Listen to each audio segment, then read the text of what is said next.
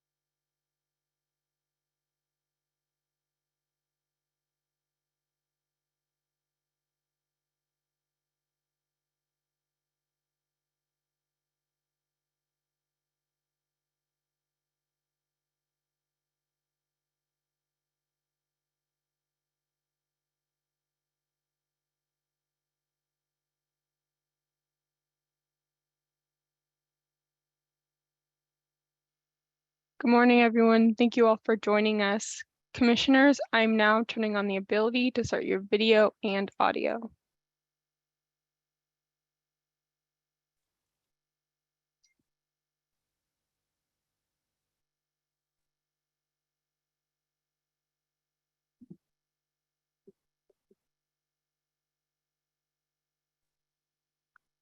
Well, good afternoon, everybody. Can you hear me okay?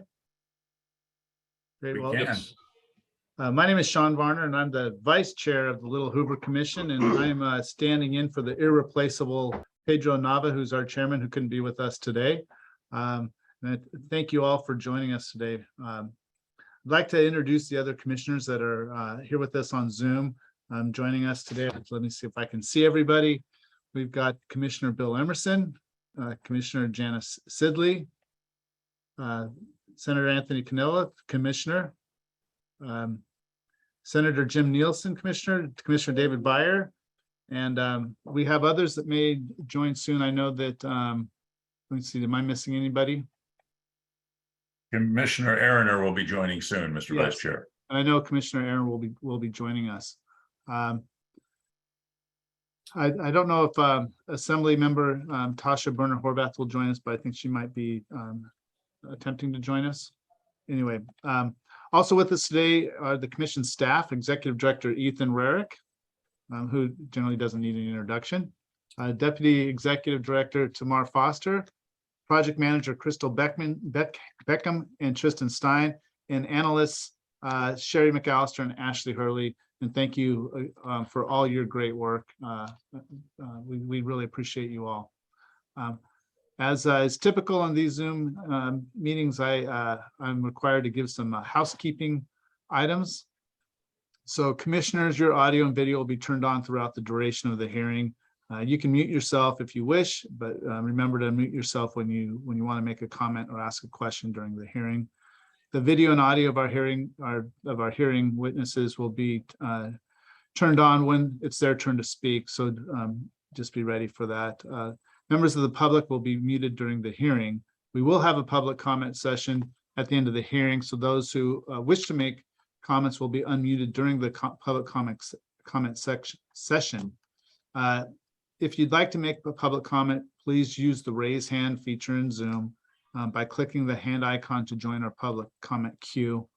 Those who have joined us by phone, either dial *9 to raise your hand on Zoom or send an email to littlehoover@lhc.ca.gov commission.gov, indicating you'd like to address the commission. You will need to provide your phone number from which you have joined the meeting so that staff can identify you and unmute you. Staff will be monitoring the raised hands and emails requesting comment throughout the duration of our hearing. As is usual, commission hearings, at our commission hearings, the public comment is limited to 3 minutes per speaker. So we request that you honor that, that time frame so that others can be acknowledged. The total time for public comment at the hearing today will be 30 minutes. And just be aware that we will be holding additional hearings on this important topic later this year, and members of the public may make comment at that time as well. We are recording today's hearing, and after the hearing, staff will place a permanent link to the recording on our website and upload it to our YouTube channel and Facebook page. Technology's changed. And now for the important stuff. What's the substance of our hearing today? 40 years ago, California codified the right to services and individual program planning for people with intellectual and developmental disabilities. The state also establishes a framework for a statewide system of community-based service and support. Today, this system consists of a network of 21 nonprofit regional centers with oversight from California's Department of Developmental Services. More than 366,000 Californians access services through the system last year. In recent years, lawmakers have invested significantly to strengthen various aspects of this system. Much of the work is ongoing, yet questions remain how best to address systemic disparities. Recent research highlights ongoing challenges around differences in the availability and quality of services among racial and ethnic groups and among localities across our state. This is the first series of commission hearings examining this important issue. In the next month, we will hold 2 additional events on California's developmental disability system. 2 weeks from today, we will hold an advisory committee roundtable that will focus on identifying ways in which we can reduce disparities and increase access to services. 2 weeks after that, we will hold a second hearing that will explore how the system is identifying and tracking disparities. We will also review the steps it has taken to address the root causes of those disparities. Right now, I'd like to thank Commissioners Emerson and Arison for serving on the subcommittee. And I know Commissioner Emerson, I think you have sponsored and championed legislation on this issue. So thank you for that. And just for helping along the study and your leadership on this crucial topic. This hearing was organized by Deputy Director Tamar Foster. Thank you so much, Tamar, for also championing this really important topic. And I'll turn this over to you. Thank you so much, Mr. Vice Chairman, and thank you for all of our witnesses who have joined us today. I'd like to first welcome up and invite Tim Jin. Just a little bit about him. Born with cerebral palsy, Tim Jin advocates for the rights of anyone with a speech-related disability to have access to the communication tools and support that they need. He currently serves as Assistant Director of Communication Rights Projects for Disability Voices United. He has used an augmentative and alternative communication device since elementary school in the 1980s. He is currently in the self-determination program and achieving life to its fullest. Thank you so much for joining us, Tim. Hello, my name is Tim and I am a person being served from my regional center in Orange County. I am a Korean American man who has cerebral palsy. I am using a communication device at the base of my wheelchair by typing with my toes. I am here to tell you how much the self-determination program has changed my life. Before I speak about my self-determination, I'd like to tell you the history of my family. As you already heard, I'm Korean American. I have 2 younger brothers who are also Korean American, and we were born in the States. I'm an uncle of 7 nieces, and our primary language is English. But we all know how to speak and understand Korean. My parents and aunts have been living in the United States for over 50 years. We are a multicultural family because my cousins and nieces are all mixed races. When we all get together for a potluck party, our buffet table consists of Korean food, like Korean miso soup, to meatloaf and potato salad. But no matter what we are eating, we always drinking 7-Up and eating kimchi. That was a Korean joke, if anyone is Korean out there in this meeting. My family has always included me in whatever they do. I can remember when I was a child, my aunts and uncles used to take all of us shopping and take us to dinner. My mom and dad always made sure that I had access whenever we went on vacation. When both of my brothers got married, they asked me to be their best man. Even now, some of my nieces ask me if I can go pick them up from school, and I always have to feed them dinner after, and usually, they want something like In and Out. But when they ask if I can make the rice, I send them back to their grandparents' house. I'm fully included in my family. I started self-determination a year ago, and it's been a total game changer.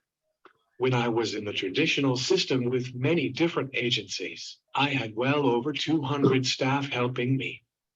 My front door felt like it had a big flashing open sign, where my house became a Costco food court, and everyone wanted a hot dog and a drink from their change from a laundromat.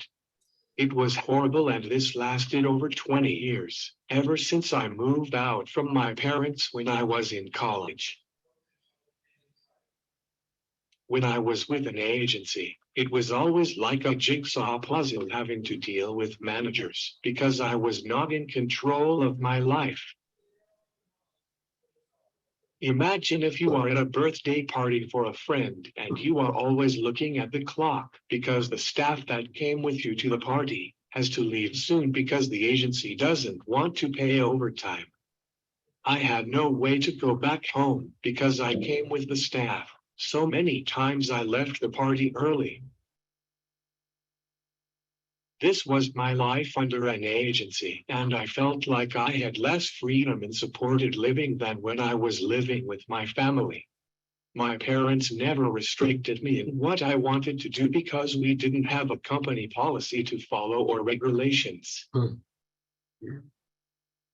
I used to the thought that I had a self-determined life because even though I was in SLS, the agency allowed me to pick who I wanted to help me. Even the executive director at my regional center kept saying that I was in charge of my life because I was doing activities that most consumers weren't able to do. I just accepted that my life was good because the agency was working with me and had no problems. Everything went bad when my coordinator from the agency quit his job. I'm good friends with him. Before I started coaching services to transition over to SDP, I felt bad for my friend who was my coordinator that I was in the process of leaving the agency.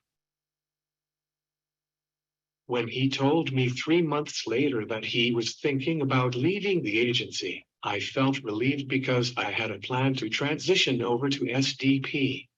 He was also encouraging me to follow my dreams because he even said there were too many barriers from the agency. After my friend left the agency, my case went into the toilet. I had no more control over who I wanted to help me, and for the next 3 months, my life could not be gotten even worse. I even needed to report an incident to DDS that they were neglecting me.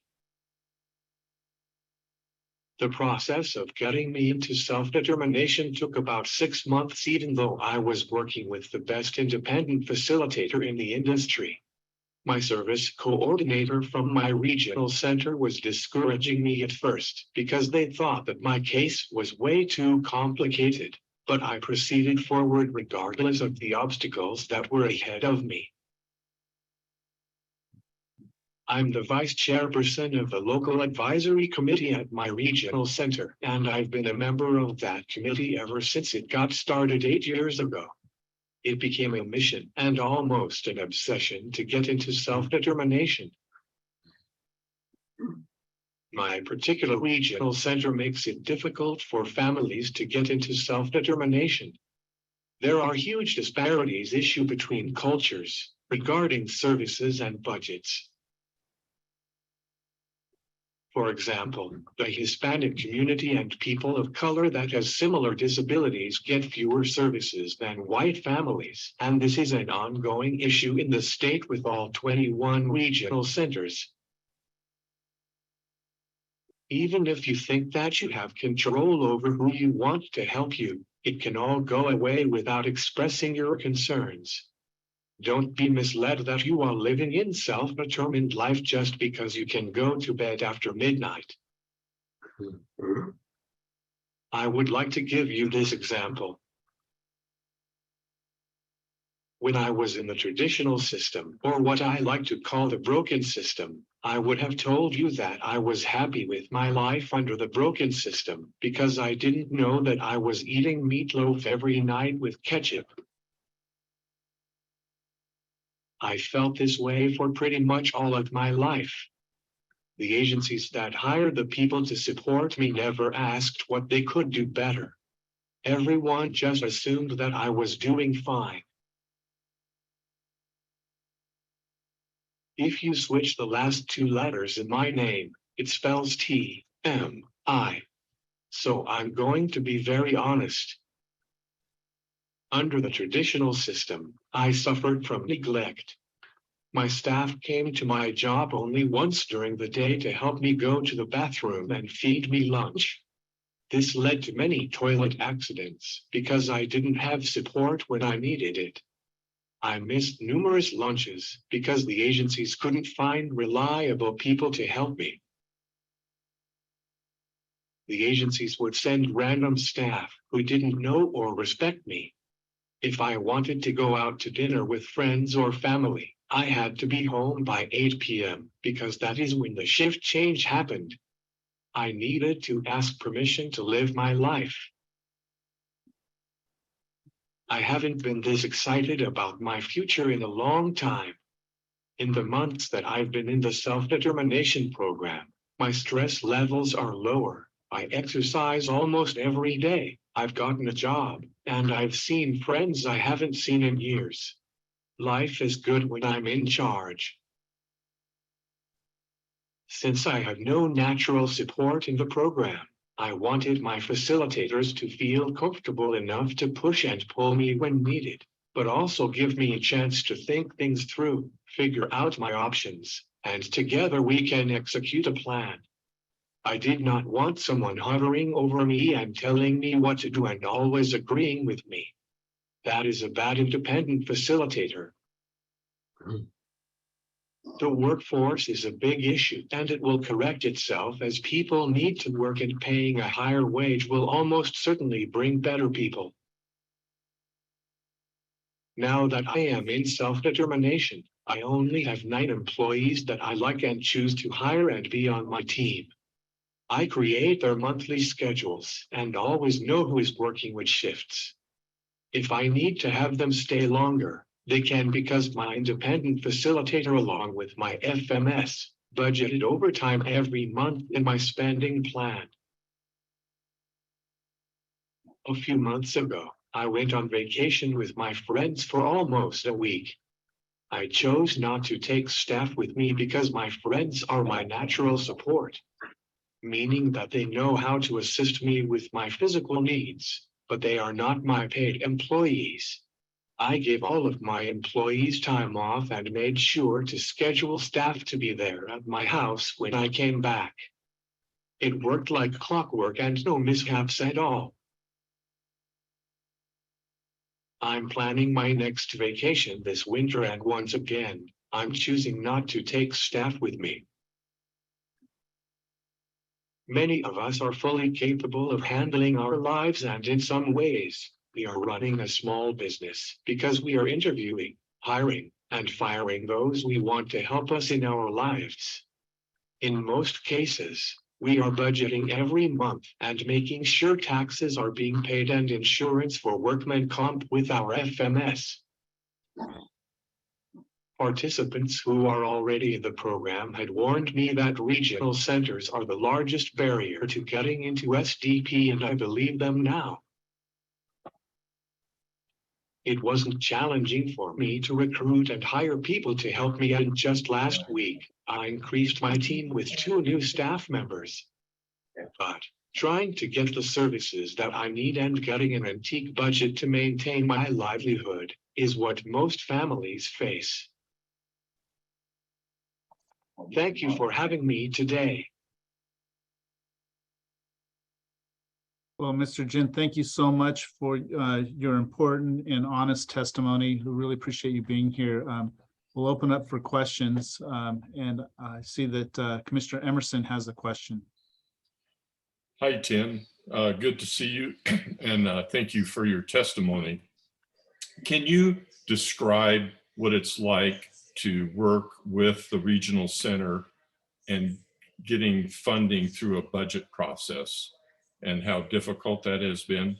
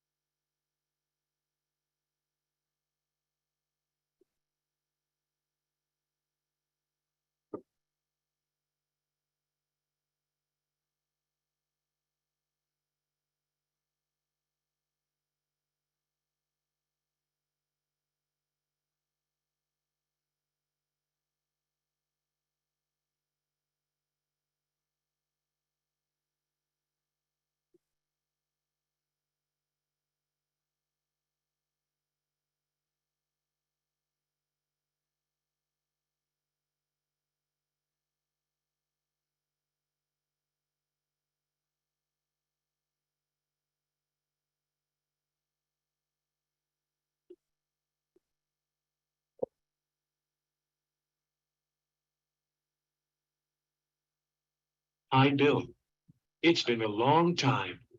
Hopefully we can meet soon.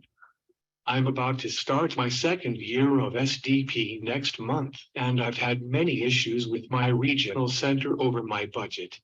We had many meetings over the past few months, and we finally agreed on my budget with multiple drafts and time wasted over something that I need to maintain my livelihood.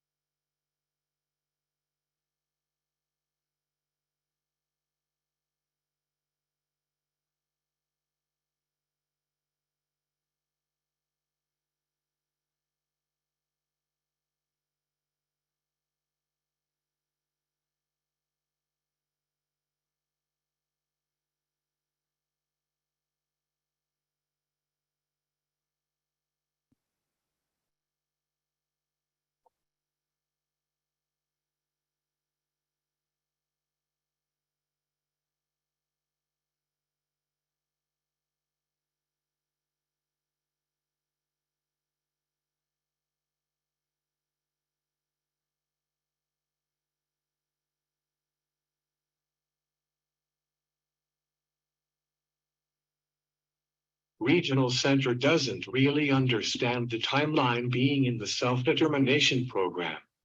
Once your second year start, you have to have a new budget even though you might have funds left over from your first year. Those funds cannot be transferred over to your second year. If we don't agree on my second year budget starting November 1st, my staff will not get paid.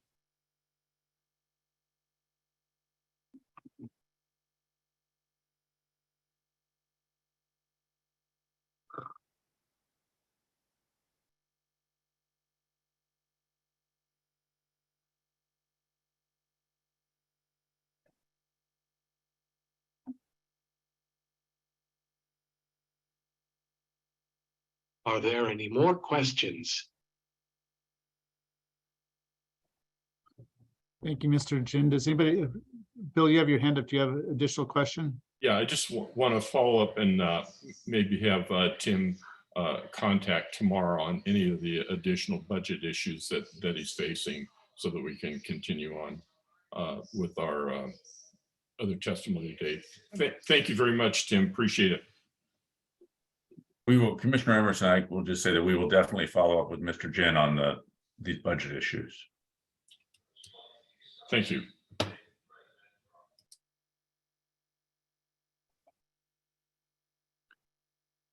It looks like Mr. Jin has exited the venue. Tamar, do you want to, oh, there he is. Well, thank you, Mr. Jin, again for your testimony. We really appreciate your engagement here. And as Mr. Rarick said, we'll be in touch with you with regard to your some of the budget issues that you're facing. Tamar, do you want to introduce the next witness? Certainly. Tim, I will talk with you soon. So commissioners, our next witness today is Nancy Canchola. Nancy is a parent of 2 children who have been diagnosed with autism and are both served by the Developmental Disabilities system.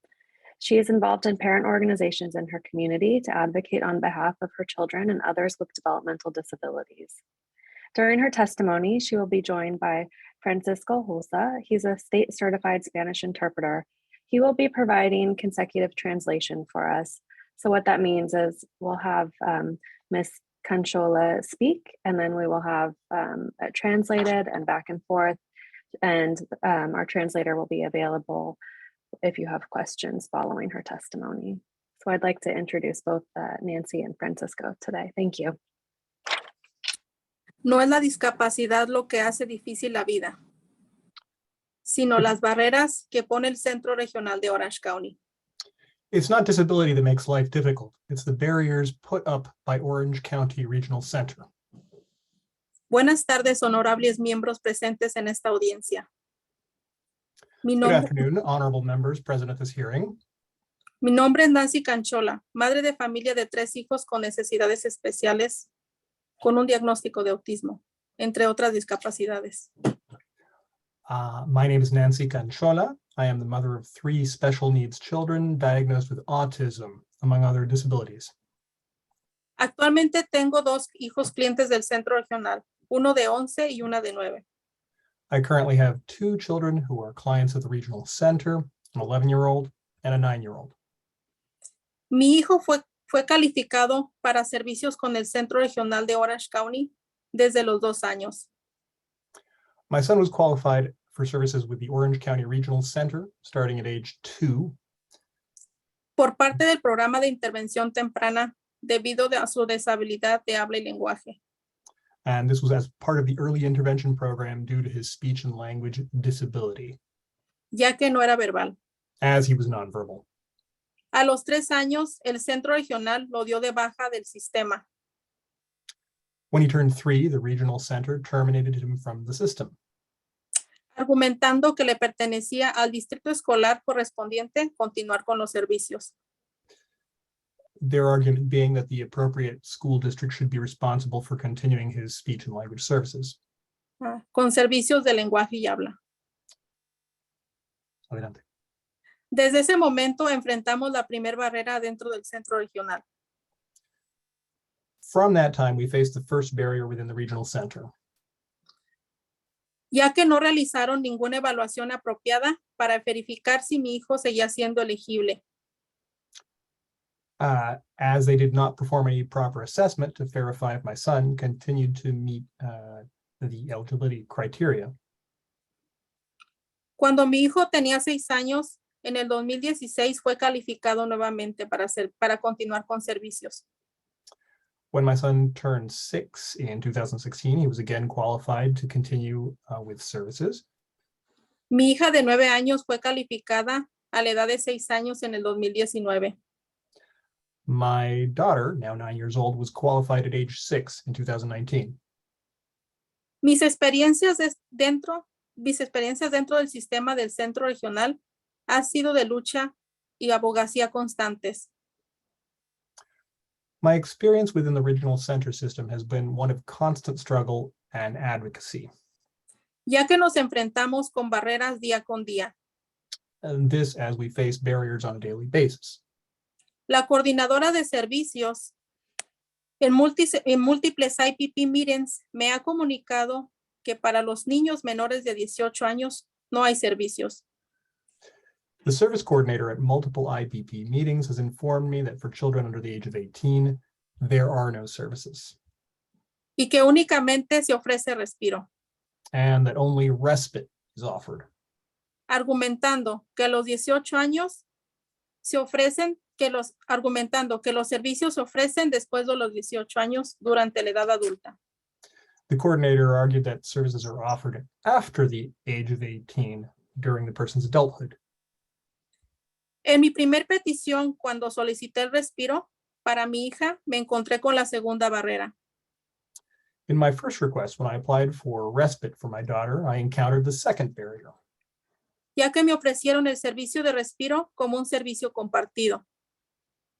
as I was offered respite services as a shared service, Ofreciendo que mi hijo compartiera la mitad de horas de respiro con su hermana. my son would share half of the respite hours with his sister. Al no estar de acuerdo con este plan injusto como familia, tuvimos que seguir el proceso de audiencia.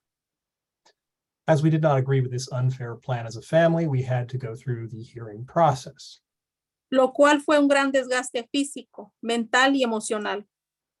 which was physically, mentally, and emotionally draining. Solicitamos ayuda a OCRA y se nos negó la representación directa. We requested assistance from OCRA and we were denied direct representation, Argumentando que ellos no contaban con fondos suficientes para representar todos los casos. They argued that they did not have the sufficient funds to represent all the cases. Por tal motivo, como familia, tuvimos que prepararnos en recolectar evidencia, abogar y seguir todo el proceso que se los solicita para el proceso de audiencias. For this reason, as a family, we had to prepare ourselves by gathering evidence, advocating, and following the entire process that the hearing process requires. A pesar de ser únicamente padres, nos vimos en la necesidad de desempeñar la función como un abogado. Although we are only parents, we found ourselves in the need of performing the functions of a lawyer. En este proceso preliminar de la audiencia, nos encontramos con la tercera barrera del centro regional. In the preliminary hearing process, we encountered the third barrier set up by the regional center, Ya que se negaban a recibir los documentos de evidencia y horas antes de la audiencia, el centro regional contactó al juez. as they refused to receive the evidentiary documents, and hours before the hearing, the regional center contacted the judge Para informarle que ya habían aprobado las horas de respiro individuales para mi hija.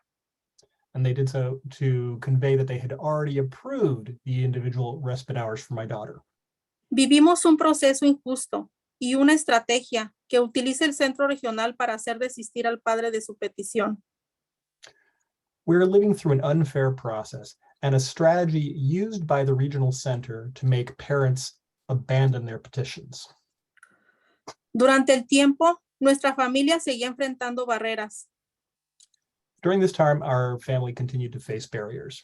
Solicitamos unas plantillas ortopédicas para mi hija recomendadas por un especialista podólogo. We ordered orthopedic insoles for my daughter, recommended by a podiatrist. La coordinadora de servicios solicitó que le presentáramos la carta de negación por parte del seguro médico. The service coordinator requested that we submit the denial letter from the health insurance company. Al presentar la carta de negación, la coordinadora rechazó el pedido y solicitó que presentáramos la carta de apelación por parte del seguro médico. Upon submission of the denial letter, the coordinator rejected the request and requested that we submit the letter of appeal from the health insurance company. Aún presentando toda esta evidencia y siguiendo el proceso solicitado por la coordinadora, la solicitud fue rechazada por segunda vez. Despite presenting all this evidence and following the process requested by the coordinator, the application was rejected for a second time. Al final, el centro regional me comunicó que como mi hija recibía beneficios del SSI, el costo de las plantillas ortopédicas debería ser cubierto a través de ese beneficio. After all was said and done, the regional center informed me that since my daughter receives SSI, the cost of the orthotics should be covered through that benefit. Esta es otra técnica que el Centro Regional de Orange County utiliza para negar servicios genéricos, lo cual considero que es un proceso injusto y discriminatorio. This is another technique that the Orange County Regional Center uses to deny generic services, which I believe is an unfair and discriminatory process. Actualmente solicitamos el servicio recreacional, música y natación. Currently, we are requesting recreational services, music and swimming. Y evidenciando las necesidades del consumidor para que tenga acceso a la inclusión y socialización en la comunidad. This expresses and evidences the needs of the consumer to have access to inclusion and socialization in the community. Nuevamente se presentó otra barrera. Again, another barrier arose. La coordinadora y supervisora ofrecieron el intercambio de servicios por horas de respiro. The coordinator and supervisor offered to exchange services for respite hours, siendo una oferta inaceptable e inapropiada. This is an unacceptable and inappropriate offer Que privatiza a los consumidores de tener acceso a los servicios de una manera accesible. It deprives consumers of access to services in an affordable manner. Sigue siendo claro y evidente que el Centro Regional de Orange County no cumple con las directivas del DDS y de la ley Latterman. It remains clear and obvious that Orange County Regional Center is not in compliance with DDS's directives nor those of the Lenterman Act. Nuestro deseo como familia es tener accesibilidad a los servicios de una manera eficaz. Our wish as a family is to have accessibility to services in an efficient manner Dentro del Centro Regional de Orange County, de acuerdo a las necesidades de mis hijos como consumidores. and this within the Orange County Regional Center according to my children's needs as consumers. Por ejemplo, asistente personal, servicios recreacionales y sociales, natación, música, campamento, arte, compra de servicios educacionales y vivienda.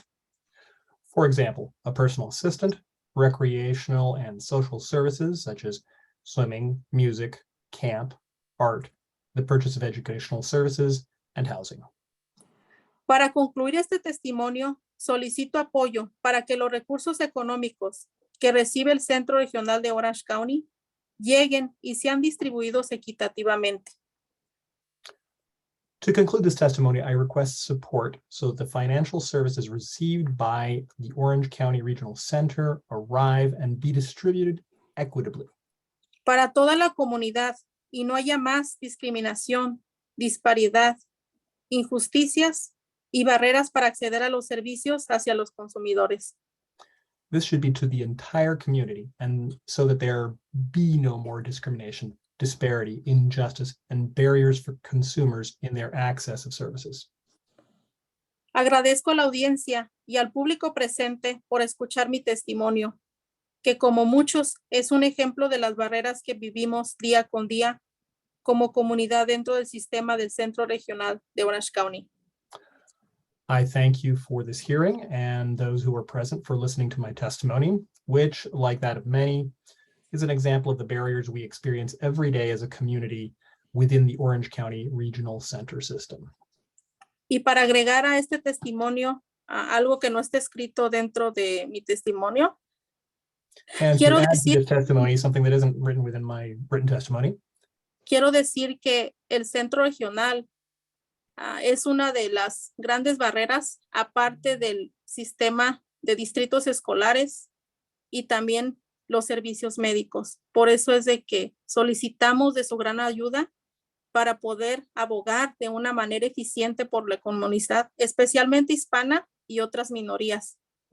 De antemano, muchas gracias por escucharme. I want to say that the regional center is one of the great barriers, apart from the school district system and also the medical services. That's why we're applying for your great help, so as to be able to advocate in an efficient way to advance the interests of Hispanic folks and other minorities. Thank you again for your attention. Well, thank you, Ms. Canchola. We want to thank you for your sharing your story with us. It's really important for us to hear that, and as well as sharing your insights and recommendations. That's really important, and really want to thank you for being here today with us. Y gracias a usted, señora Canchola. De veras queremos agradecerle el haber compartido esto con nosotros. Es muy importante para nosotros escucharlo, y además le agradecemos que haya compartido su perspectiva y sus recomendaciones. Es muy importante, y quería agradecerle de verdad por presentarse aquí hoy.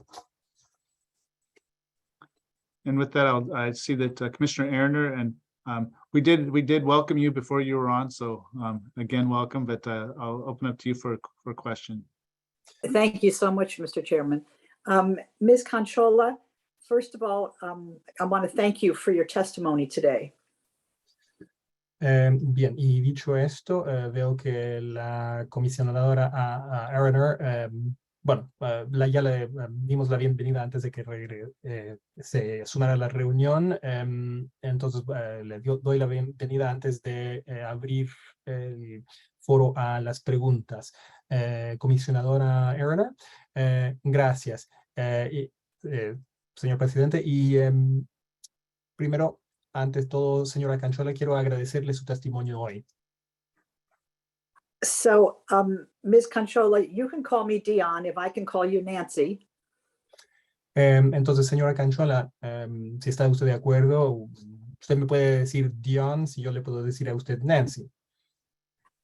First of all, I appreciate your testimony, because I know that you've given us this testimony at great risk to yourself and your children, in that there is always the concern about retribution from not only from regional centers, but from very large bureaucracies in general. Primero que todo, le agradezco su testimonio, porque sé que al dar testimonio la gente siente un gran riesgo para sí misma y para sus hijos, porque siempre está la preocupación de que haya represalias por parte de, no solo por parte de los centros regionales, pero por parte de cualquier burocracia grande. And so I want to say on behalf of the commission and myself that if there is any sign of a significant problem with the Orange County Regional Center pursuant to your testifying, I hope you will reach out to us for us to be able to work with the regional center to ensure that that does not happen. Y por tanto, quiero decirle a usted, en nombre de la comisión y de mi parte personal, que si hay alguna seña de un problema importante viniendo del centro regional de Orange County, subsiguiente a este testimonio, espero que usted se comunique con nosotros para que nosotros podamos trabajar con el centro regional para asegurar de que eso no pase. So I want to understand I have one question in regards to your story is a common story, I'm sorry to say, in regards to the number of barriers that families and consumers face when dealing with regional centers across the state. But I'm interested in whether or not you think that because you are a minority, that you think that your how you were treated at the regional center is different than how families, Caucasian families were treated. Would they have gone through had faced all of these barriers as opposed to what you and your family have been facing? Entonces, lo que quiero entender, tengo esta pregunta tocante a su historia, su relato. Es uno muy común, lamentablemente, en cuanto al número de barreras con las cuales se topan las familias y los consumidores cuando tratan con centros regionales en todo el estado. Lo que me interesa saber es lo que usted opina, que debido a que usted es una persona de una minoría, si a usted le parece que la forma que fue tratada usted en el centro regional es distinto a la manera que fueron tratadas las familias caucásicas, blancas, es decir, se habrían topado ellos con todas estas barreras, a diferencia de lo que se ve, de lo que se ve enfrentada usted y su familia. Las barreras es en general hacia toda la comunidad. The barriers are in general towards the whole community. Lo que yo estoy especificando es que la comunidad blanca o caucásica, como usted lo ha dicho, en las estadísticas muestra que ellos tienen más servicios que las minorías. As for what I'm communicating here is that the Caucasian community, or as you put it, the white community, the statistics show that they receive more services than minorities do. Y aquí es una de las barreras porque tiene mucho que ver por nuestra raza. Yo lo considero discriminatorio por el lenguaje. And here, it's one of the barriers because it has a lot to do with race. I consider it discriminatory because of the language. Mhm. That was my next question is language a significant barrier when meeting, do the regional centers have the capacity to match language, for example, right? I don't know how many languages are spoken in Orange County, but certainly Spanish has got to be the major one, along with English. But for example, did you ever have a case manager that could actually speak Spanish? Es justamente la próxima pregunta que tenía para usted. Si el idioma es una barrera importante en los centros regionales, ¿tienen estos la capacidad de servirle en su propio idioma? No sé cuántos idiomas se hablan en Orange County, en el condado de Orange, pero el español tiene que ser uno de los más grandes junto con el inglés. Pero, por ejemplo, ¿alguna vez tuvo usted un encargado de caso que podía hablar español? Siempre he tenido una persona que habla español. Yo también entiendo inglés, pero por lo general siempre pido mis documentos en los dos idiomas. I have always had a person who speaks Spanish. I also understand English, but in general, I always ask for my documents in both languages. Y mucho ellos cambian la versión de los documentos o las palabras que uno dice diciendo que es el lenguaje en español cambia a inglés y lo documentan en inglés diferente. And many of these change the versions of the documents or the words that one says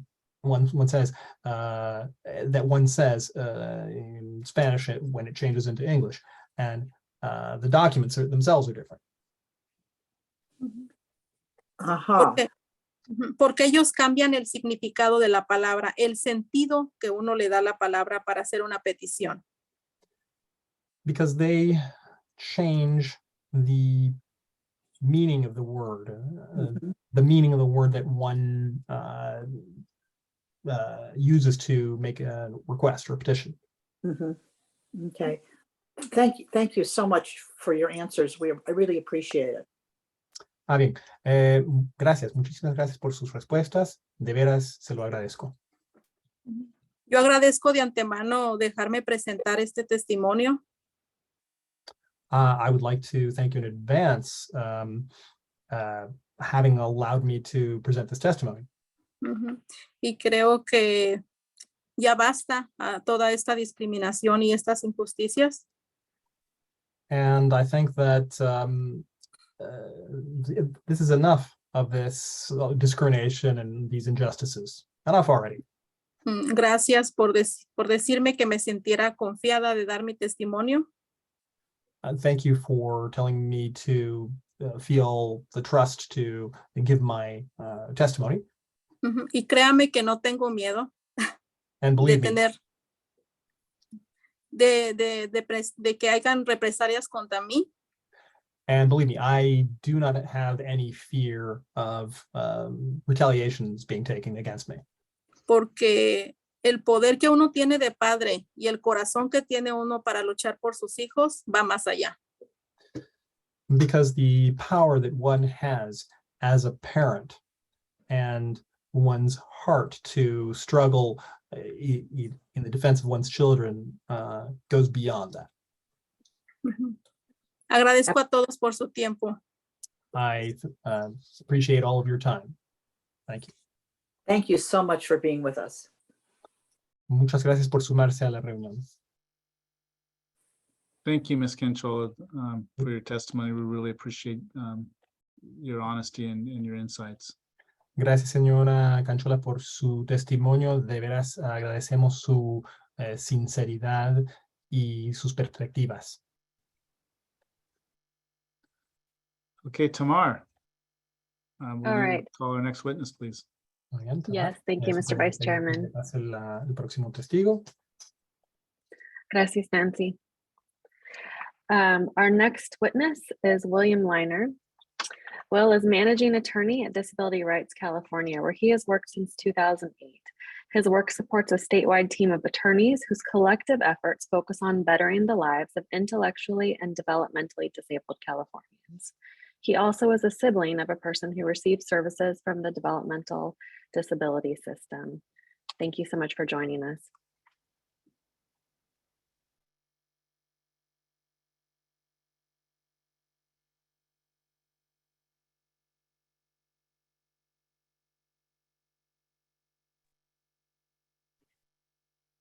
Good afternoon, commissioners, and thank you for the opportunity to testify. I have to apologize for the tightness in my throat. There's a bug going around the Leiner household, although now I feel obligated to say not COVID. But in any case, please feel free to ask me to repeat myself if I'm not coming across clearly. Commissioners, over 40 years ago, California made a promise to developmentally disabled people when it passed the Management Act. A promise they would have access to services and supports to support their right to dignity, to independence, and to community inclusion.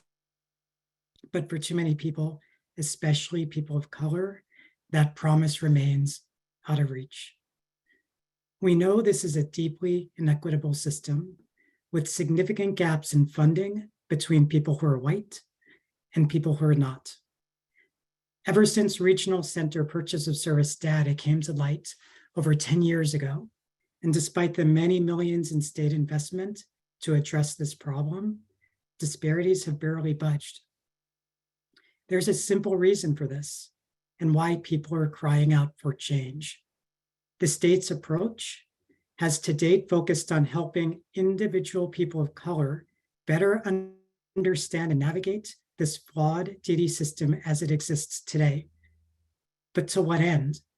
For example, with the Regional Center of Orange County example we just heard, no, the word no is the same in both English and Spanish. The state has not done enough to identify and disrupt the systemic problems that hold these disparities in place. I'd like to talk about some of these systemic problems, starting with the way in which regional centers view themselves as payers of last resort, and how this leads to an all wrong doors approach to service delivery. This is exactly the situation Ms. Canchola described in her testimony. And my friend Elizabeth Gomez, from whom we will hear next, often refers to this as a culture of no. It goes like this over and over and over again. The disabled person or their family asks for a service like respite, communication supports, or a disability-based modification to their home. The regional center's first reaction is to say no and send them off to the county IHSS office, to their school districts, to their managed care plan with no assistance or help.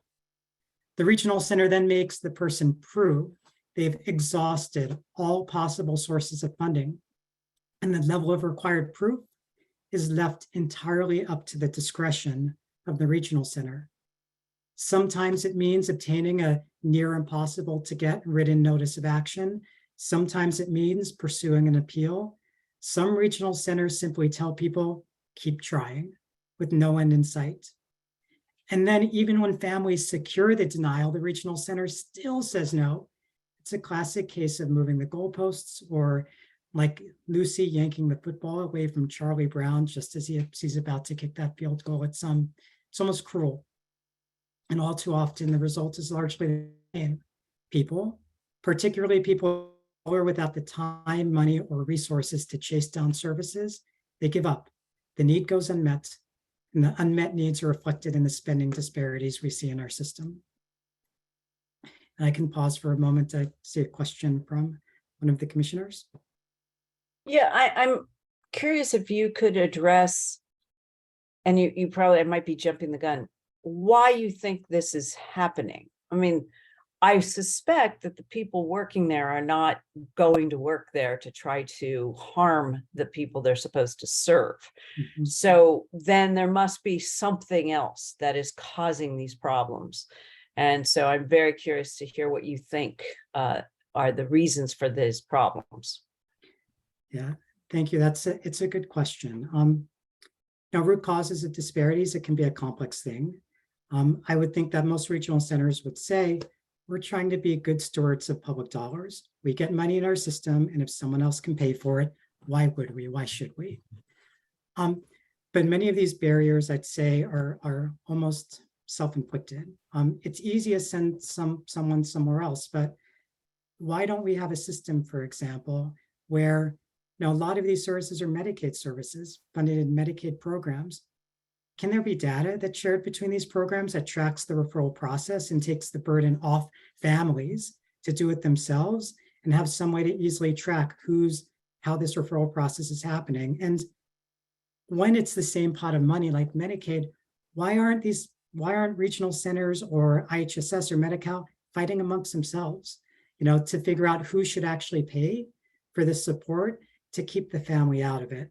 So I think that there are just ways where the system tends to get in its own way and not create a process where everyone has a fair shot at getting the same service.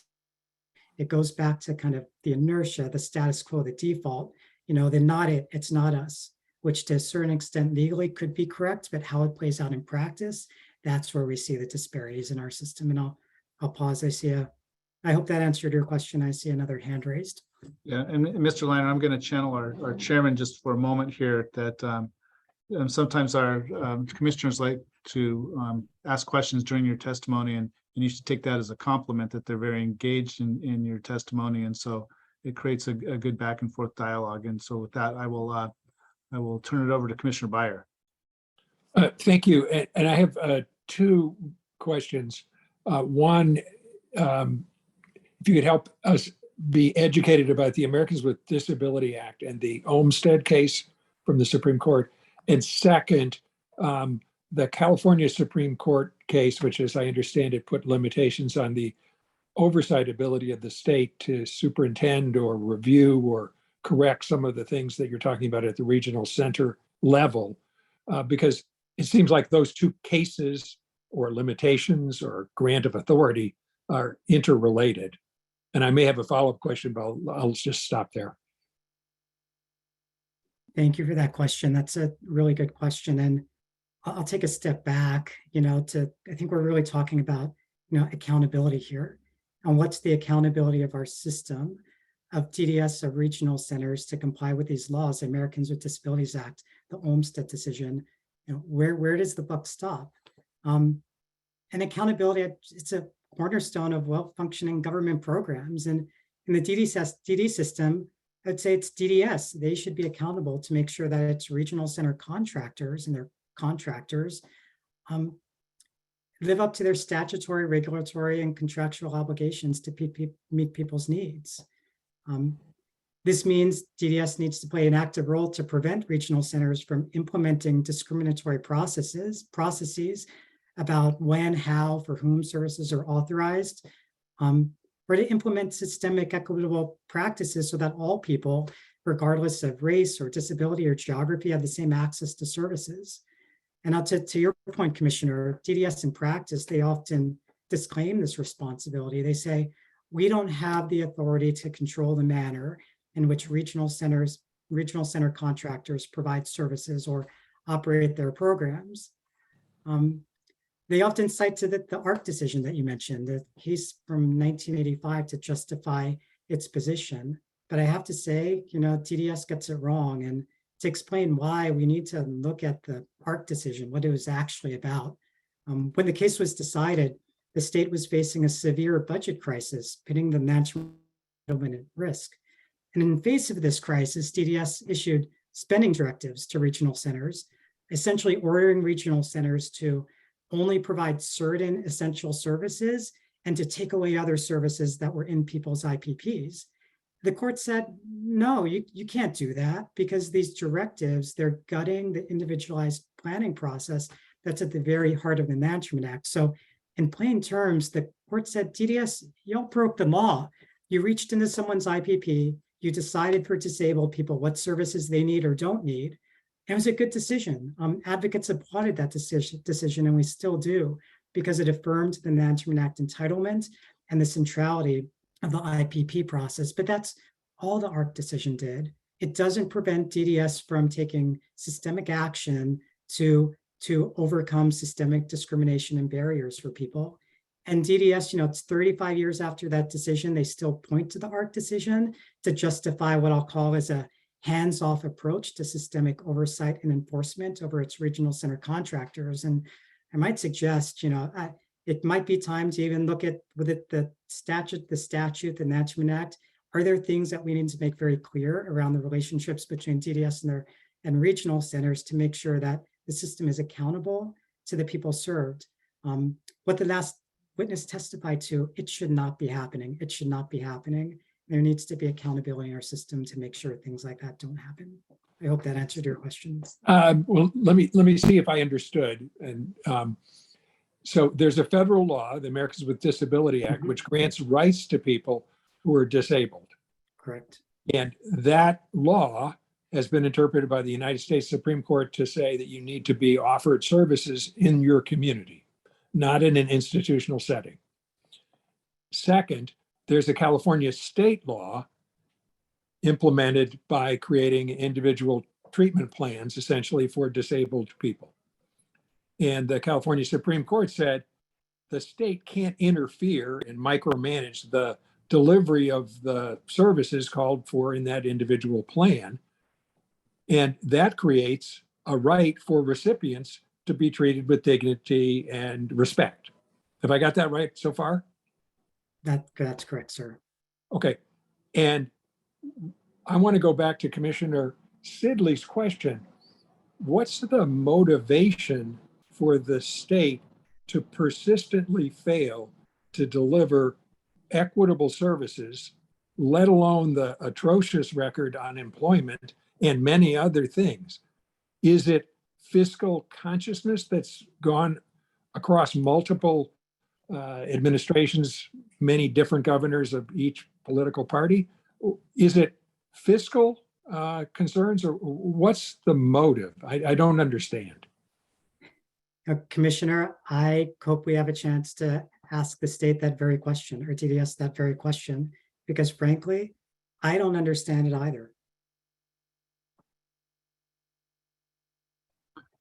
I see Commissioner Erner has a question for you, Mr. Leiner, but real quick, following up on that question, and maybe this is a very simple a simple question, but are the regional centers adequately funded? I mean, That's the issue. $13 million flowing through the state to these regional centers. Are they adequately funded?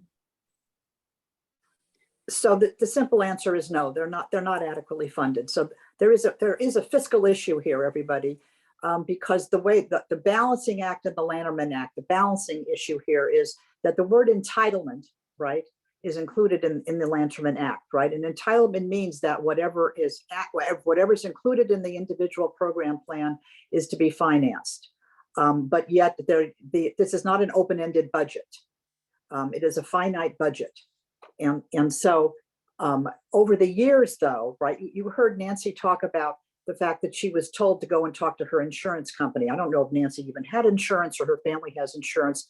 Most of the consumers we're talking about are covered by Medi-Cal, and Medi-Cal is an open appropriation. And so finally, it took many years, right, to convince the state, right? I don't want to just blame it on the department. It took many years to convince the state, right, no matter what the administration, was to effectively use Medi-Cal in order to pay for many of these services, including in-home supportive services, right? For many years, we didn't draw down Medi-Cal dollars for in-home supportive services. We now draw down, I think, 75, maybe 70 to 75%. William, you can correct me if I'm wrong, but I think an IHSS Medi-Cal pays for that much now, which we never did. We didn't do. We've always deposited money to the feds, but we never gotten our fair share back. In many programs now we do, but because DDS gets a finite budget, right, and then appropriates the money to the regional centers pursuant to an historical formula, and then also says to the regional center, here's what a caseload should look like, which I think is 1 to 62, if I'm not mistaken. Still, it's been that for 30 years, I think, at least. Their caseloads have gone up significantly over the years. The management of caseloads is a major issue, and the state has never felt compelled, right, through the legislative process and or the administrative process, to meet the needs of the regional centers so that they could hire more case management. All right, and I'm just talking about the fiscal issue here. I'm not talking about the programmatic issues that Mr. Leiner is talking about. I'm just talking about the fiscal issues.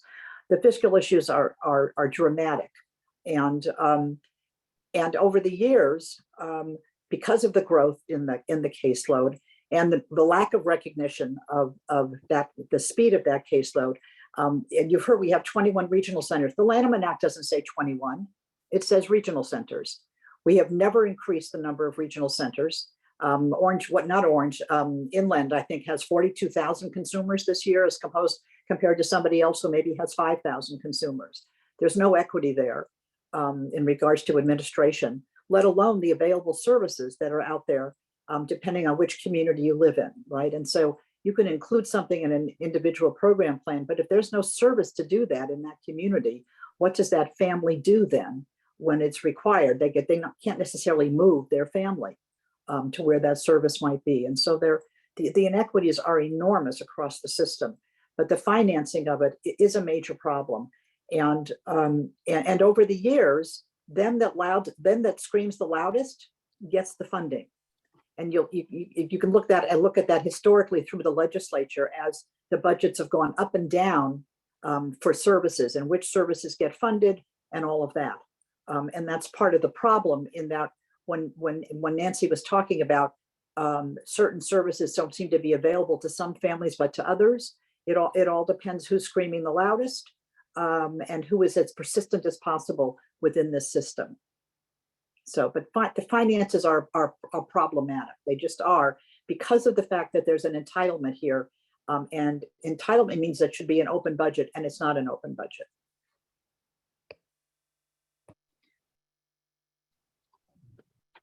I could add one more point, if I may, Commissioner, to your last point.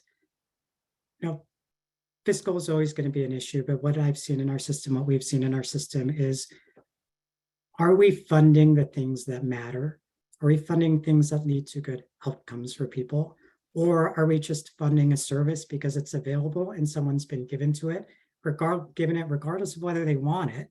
And we end up paying in what I'll call a fee for service type model, where the services are billed for the hours given. It's like what our last witness talked about. She wanted supports for her kids. She was offered respite. She asked for respite.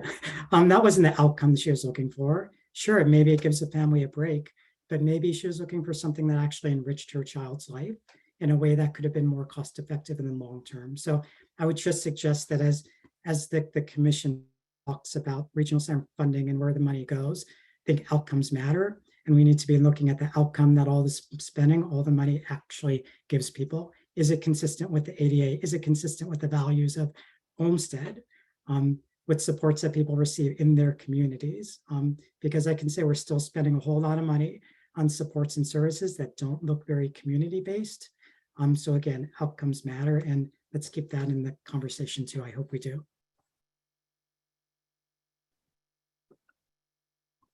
Mr. Leiner, I want to allow you the opportunity to continue with your testimony if you have more you'd like to provide. A few more points, if I may. I left off talking about the exhaustion issue and how the burden is on families to prove up that they've exhausted all other resources. I just want to quickly talk about the next barrier that many people face, which is just the extraordinarily broad discretion that regional centers get to determine when, how, and for whom services are authorized. In other words, we run into a planning that's supposed to be individualized, that's supposed to be person-centered, but it ends up looking like people tell regional center what they need, and regional centers then decide what services meet those needs. But there are no consistent or transparent standards about how they make these critical decisions about a person's life. I suggest that this is where bias, this is where inequity creeps into the decision-making process. And when it's left unchecked, it leads to the very types of racial and ethnic disparities we see in our system. Our last witness talked about camping and social rec. We know this was a good thing, that those services were restored. The suspension of those services in, 2008, they had a disproportionate impact on communities of color. The data shows that communities of color were more likely to rely on regional center for funding for camping and social rec services, but people still can't get it. Why? There are regional centers, and we talked about it, the practices vary all over the state, but that will say, we'll approve this service, but we're not going to approve transportation. The regional center next door might approve transportation, but not that regional center. They'll implement policies that say, we'll take away 1 hour of respite for every hour of social rec you get, without any regard to the person's need for both those services, or they'll only authorize the cost of social rec at private businesses when families pay up front for those activities. These things, they're the antithesis of service access and equity, and demonstrate how regional centers, they can't get out of their own way when it comes to holding certain racial and ethnic disparities in place. I'm not suggesting that if they did this right, the problem would be fixed, but this is low-hanging fruit about how we can start to address disparities. And I'll close by saying, we do appreciate and support the investments over the last decade by DDS, by regional centers to address disparities in the DD system. But unless California commits to disrupting how the DD system operates by identifying and shifting policies, practices, norms that hold these disparities in place, the work will remain incomplete. And we really look forward to offering more ideas about how to reduce disparity, about how to make the promises of the Management Act a reality over the course of this commission's study. And I'd be happy to answer any further questions. Thank you, Mr. Leiner. Commissioner Emerson. I just wanted to thank you, Mr. Leiner, for your 6 recommendations at the end of your written testimony. I think that will be very helpful to us. And thank you for testifying before us today. It was my pleasure. Thank you for having me. So, Mr. Leiner, obviously, we want to continue with open dialogue with you on your recommendations and thoughts you may have. So please feel free to contact staff tomorrow and share with her any further insights you may have, and and again, your recommendations were great, and as Commissioner Emerson said, but we'd like to keep that dialogue open. Are there any other questions for Mr. Leiner? Okay, not seeing any. I want to thank you again, Mr. Leiner, and Tamar, I'll turn it over to you again. Thank you. All right, our next witness is Elizabeth Gomez. Elizabeth is co-founder and director of Integrated Community Collaborative, which is a community-based organization that's focused on promoting equity and equality for individuals with intellectual or developmental disabilities. She also is a parent of a child who received services from the Developmental Disability System, and I'd like to welcome her for joining us today.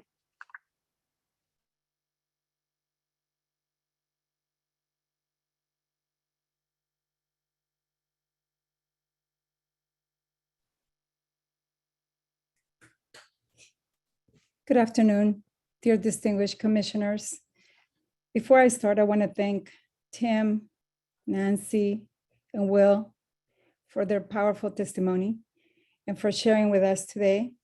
I would also like to thank the commissioners for giving me the opportunity to share my experiences and my thoughts with you today.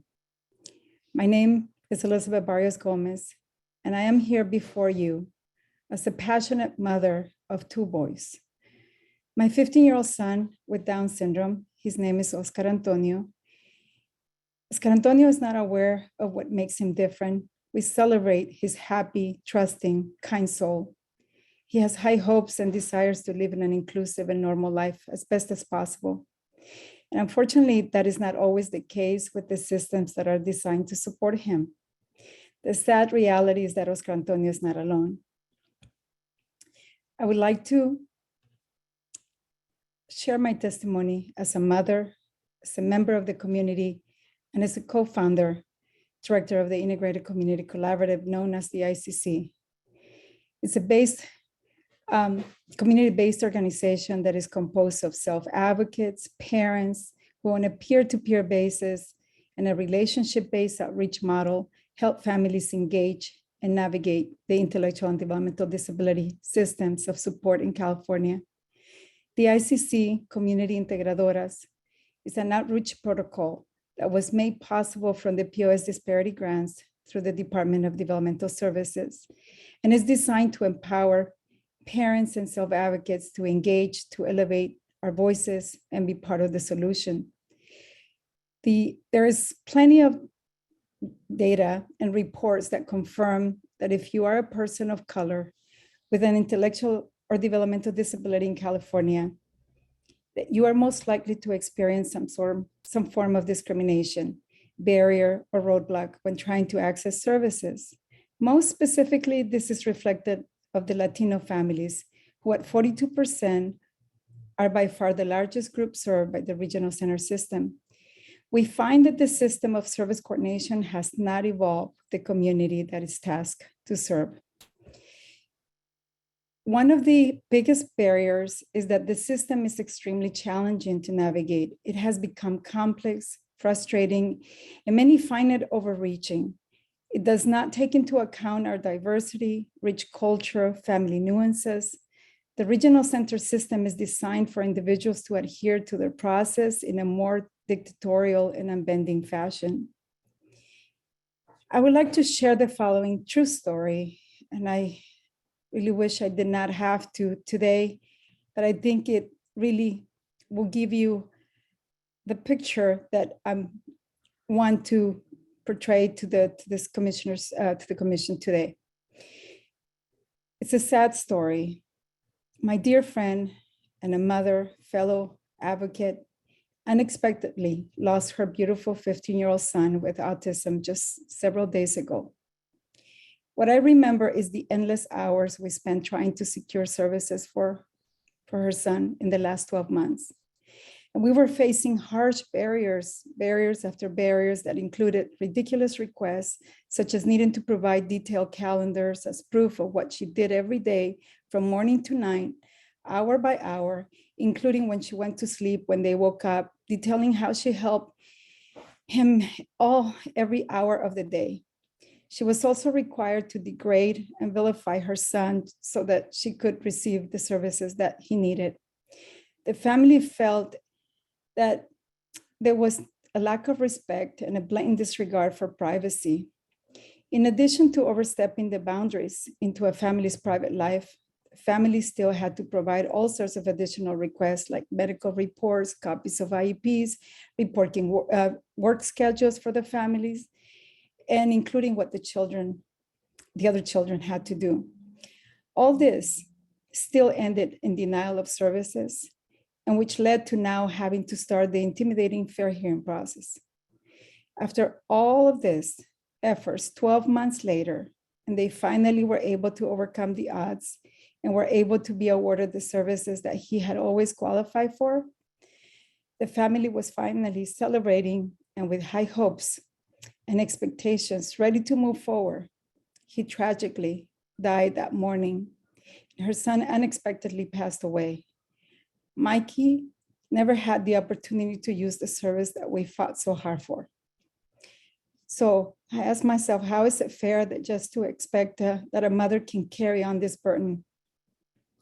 Mikey's mother, Xiomara, provided me with permission to share this story in hopes that her son's experience will contribute to helping others like him. Every day is precious, and every day that someone goes without the much needed support is a day that we can never recover. Within our culture, it is about relationship, it is about validation, it is about empathy, trust, and respect. Those are key fundamental elements in service coordination, yet these are the two elements that we see are the most disregarded. Things like having support staff enter your home and make culturally insensitive and offensive remarks, or reporting families without merit that later have very severe consequences that can even lead to separating children from their home. These are just a few examples of what families experience when families do question and stand up advocating for their child. They are perceived to be problem family, adversarial, non-content.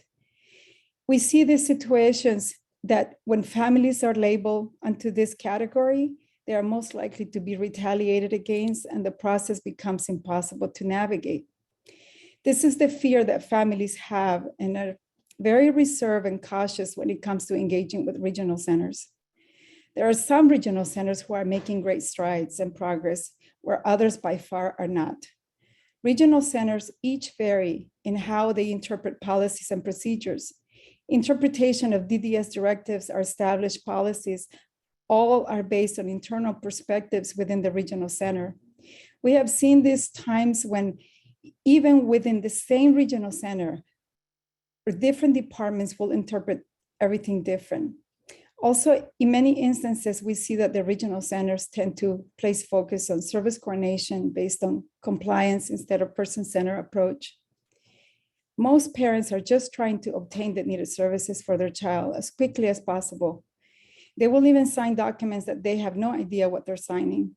In addition, the very service coordinator that they need to trust and build a rapport with is the one who can and will testify against them in a hearing and will use information that was obtained from those meetings against them.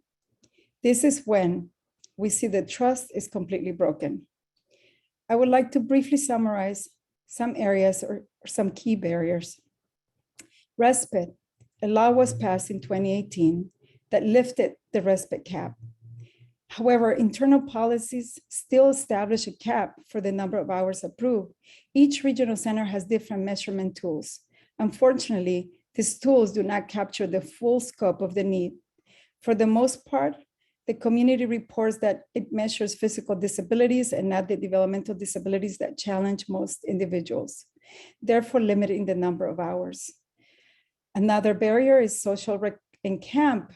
The much needed requested social rec and camp services that have been recently restored are now showing the same problem. Internal policies continue to limit the proper implementation of this important service.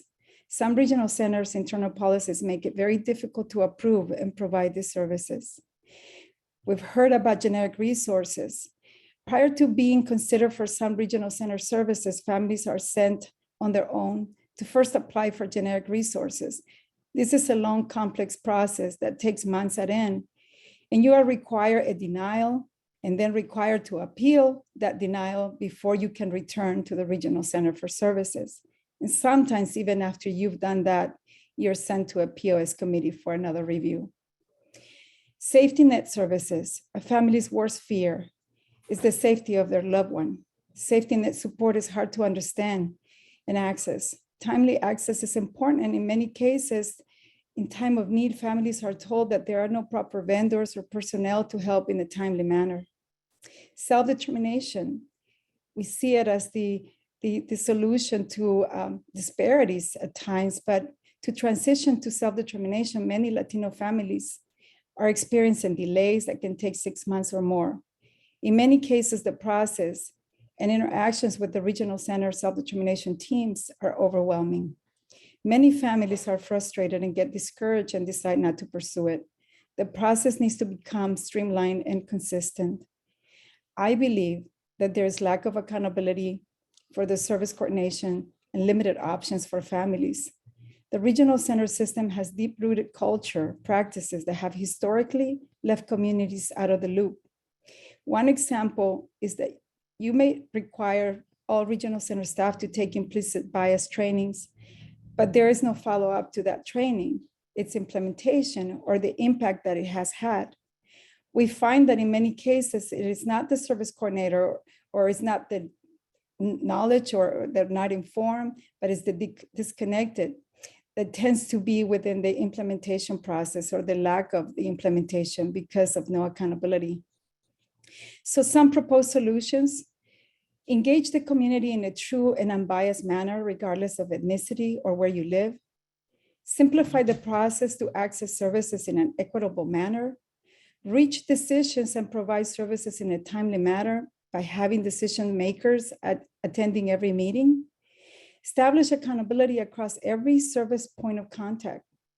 More consistency in service coordination across the 21 regional centers. Collaboration and partnerships with the community. Cultural change in the mindset for the regional centers. Culturally appropriate communication without humiliating the person for asking. Build on trust with the center by embracing the families and really listen. Respect all families. Staff speaking their language is not enough. Do not place the burden on the families, but engage in service coordination, even when pursuing generic services. Hold regional centers accountable for retaliatory practices. Implement a neutral place for resolutions. As a community, we are grateful for the Lanham Act and embrace the opportunity to help the system help our families. We want to be part of the solution and have a meaningful seat around the table. We're also grateful to our DDS director, Director Barchman, and her staff for providing community-based organizations like the ICC the opportunity to advocate and be part of the process and the solution for systemic change with meaningful outcomes. We have been working closely with a couple of regional centers where we have seen significant progress and improvement. There is an answer and a solution, but still a lot of work ahead of us that collectively, through a true collaborative effort, individuals will be supported in an equitable and meaningful way. Our vision is to continue to unite our community, elevate our voice, and be an instrumental part in the solution. We envision having a strong and established presence. Our ICC community entregadoras in 21 regional center catchment areas. There are many self-advocates, many family members who are ready and willing to take an active and collective role in helping the system help us. I want to thank you again for the opportunity to share my views, and I'm happy to answer any questions. Ms. Gomez, I want to thank you for your sharing your testimony with us and for sharing your opinions with us. I'd like to open up to any commissioners who may have questions. Commissioner Erner. Commissioner Erner, you're on mute. There we go. Thank you, Ms. Gomez, for your testimony. What we've heard so far from all of you is that from one regional center to the next, there's no standardization. And sometimes even within a regional center, I think you said, it can be, from one division to the other. So I'm interested in any suggestions regarding what do we do about this, right? These regional centers are wholly owned subsidiaries of the state of California. They were created by the state, right? They didn't come up on their own, right? The Lanterman Act created regional centers.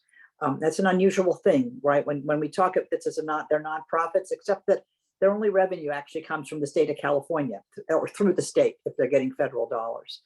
And so I'm really interested in suggestions around what do we do about the role of DDS at this point in regards to the differentiations that they have heard about for years. This is what we're hearing today it's not new. It's been going on for years in regards to one regional center says, yes, you can have respite. The other regional center says, no, we don't even provide respite. That was a history I remember from many years ago, right? That they get to choose which services they want to provide. And they do, and and the claim is that they go out to the community and listen to the community about what services the community members think they need, and they try to reflect them in their service plans. But the inequities from one regional center to the next are just extraordinary, and I'm really interested in suggestions about what do we do about that. Yeah, I want to thank you for that question. I can say that we've been working in 2 regional centers for the last 3 to 4 years, consecutive years, and we have seen a huge improvement and it has come from them listening to the community, opening the doors to the dialogue, and it has been in a place where we've all kind of felt comfortable to speak and to collaborate with them. And I think it's having the ability to have the community come and become part of the solution and part of the conversations.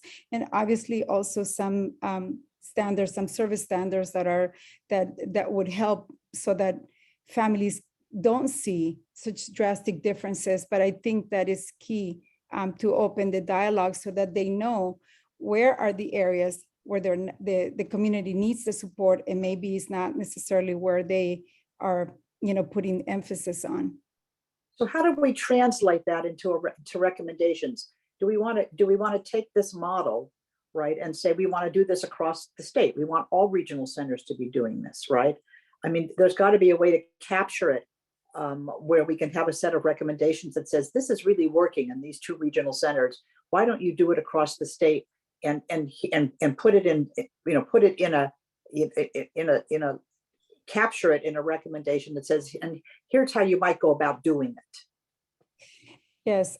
So as you heard, from our heart, we believe that this is key because we've also started, connecting with other regional centers and starting to say, can we start this dialogue as well? And I think it starts to work, but I think that it requires a little bit more. It requires also to have the accountability also from the side of the regional centers so that they can really meet us in the middle, right? So that we can have a dialogue, but at the same time, there's gotta be follow-up accountability on all their practices. And so I think that it's a great opportunity right now. We feel, at least in the community, like I said, there's a lot of community leaders that have been training and preparing for the last 4 years. And I believe that they're ready to come into the regional centers and start that dialogue. So but I also think that there's got to be, like we said, it can't just be dialogue. There's got to be also plans to make the changes. And is there a role for the State Department for DDS in all of this? Absolutely, yes. I believe that the director is open. She's actually opened her doors consistently to dialogue. I think that it has to be where this is the norm, and it's also established throughout the other centers. Thank you. Commissioner Sidley. Thank you. Thank you, Ms. Gomez, for your testimony. I want to turn to Commissioner Aroner, who seems to know also quite a bit in this area. And I need a little bit of education here to understand 21 centers, some serving, as you indicated, 5,000, some serving maybe 40,000. Explain to me, if you would, how the money works. Is it per capita? Is it per county? How is it working? And then in addition to that, where you have explained that it's not just an open-ended budget item, has the money increased over time? Is it stagnant? And how much more would be necessary? I just, to understand the magnitude, I am hearing this emotional, important testimony and understanding the needs and the difficulties that these families are dealing with. What I don't understand and what I need some help with is the cost. And so, Commissioner Leiner, with your experience, if you could help us just a little bit, please. So first of all, we need to understand that every individual is different and every individual's case plan requires different funding, right? So there could be one individual where the cost for that individual to have them to allow them to remain in the community, right, which is what the goal is, to remain in the community, could be $5,000. But we also have members of the community that are costing $400,000, all right, depending on what their needs are and how severe their needs are and how broad their individual program plan describes those needs and what the service is, all right? And the caseload grows, and Tamara will have to help me here a little bit, but I think in our document, the caseload traditionally has grown around 10,000 new cases a year. And the definition of disability in California is every state gets to determine, even though we have the federal law doesn't prescribe what disabilities necessarily. It includes some states can be broader, some states can have, just do what the federal law requires, that kind of thing. And Elizabeth, I want you to help me too, because if I'm wrong, I need you to say you're wrong. But, and so California describes, we are very clear about which individual disabilities, and not all disabilities are included, right? And we've had arguments about that over the years, about which disabilities and should we be adding some. The fastest growing disability is autism and being on the spectrum, right? And it has taken over the growth because we now are identifying children at much younger ages, right? Including even before the age of 2. And so that part of the caseload has overwhelmed the state and I think probably has overwhelmed the nation, not just California. All right. And so it's hard to predict. So when you look at a regional center budget, first of all, it's based on historical. Okay. So some regional centers came, as they were developed, right, came in with better, numbers. But now it's pretty much caseload driven, but they've got to be able to predict. All right. And the interesting thing about these budgets, right, which I always remember from testimony in front of the legislature is once a consumer is a regional center client, they are a regional center client probably for life. And so it's not that you're just budgeting them for 1 year or for 3 years. You continue to have them in your caseload for the rest of their lives. All right. And their needs change. Okay. They might grow, they might become less. It all depends what's going on with them. But it's not an easy budget to come to grips with as you're trying to predict what your caseload is going to look like and how long somebody's going to be with you and all of that. All right. And so I wish I could say the budget, I can't remember what the total budget is these days. It's billions and billions of dollars. And then on top of it, there are Medicaid dollars, right? Because Medicaid is a major funder now of many of the consumers that we're talking about. Thank goodness. Because then we share in that. We don't. It's not all state general fund, but it's difficult to come for a regional center director to hit the mark, right, about what he or she needs in their budget. It's a moving target half of the time, and so sometimes they get it right, and sometimes they're not very good at that. Their fiscal folks don't do a computation that really gets them to where they need to be, and then that information goes to DDS. And most importantly, it goes to the Department of Finance. And depending on what the state's financial is, right? So you can imagine in the last 3 or 4 years, DDS, their budget has grown probably significantly, but I don't know how much money they've gotten for one-time only money, right? Which you can spread out only so long, and how many of what the new federal dollars came into, how much did they receive in that, all right? But the rates have changed, right? You'll hear from program folks or at the next hearing probably that the rates have improved for the delivery of services. But as we've also heard just now, and this is kind of the first time I've heard it and listened to it, right? I want to say, right, that maybe the mix of services really doesn't match what the community needs. And that's an interesting point in that, traditionally there were, 3 or 4 services that we thought everybody needed, and we built those into the system. Well, now things have changed significantly. First of all, we don't have institutional care like we used to, right? We closed our state facilities, and families don't want their family member living even in a community institution necessarily, community-based. They want them to be much more independent. And so what's that service mix look like in order to help those individuals be able to live in the community on their own or in a group setting if that's what they wish? But whether or not the regional center mix of services actually is starting to reflect what those consumers need. I think it's been loud and clear today that maybe the mix is missing.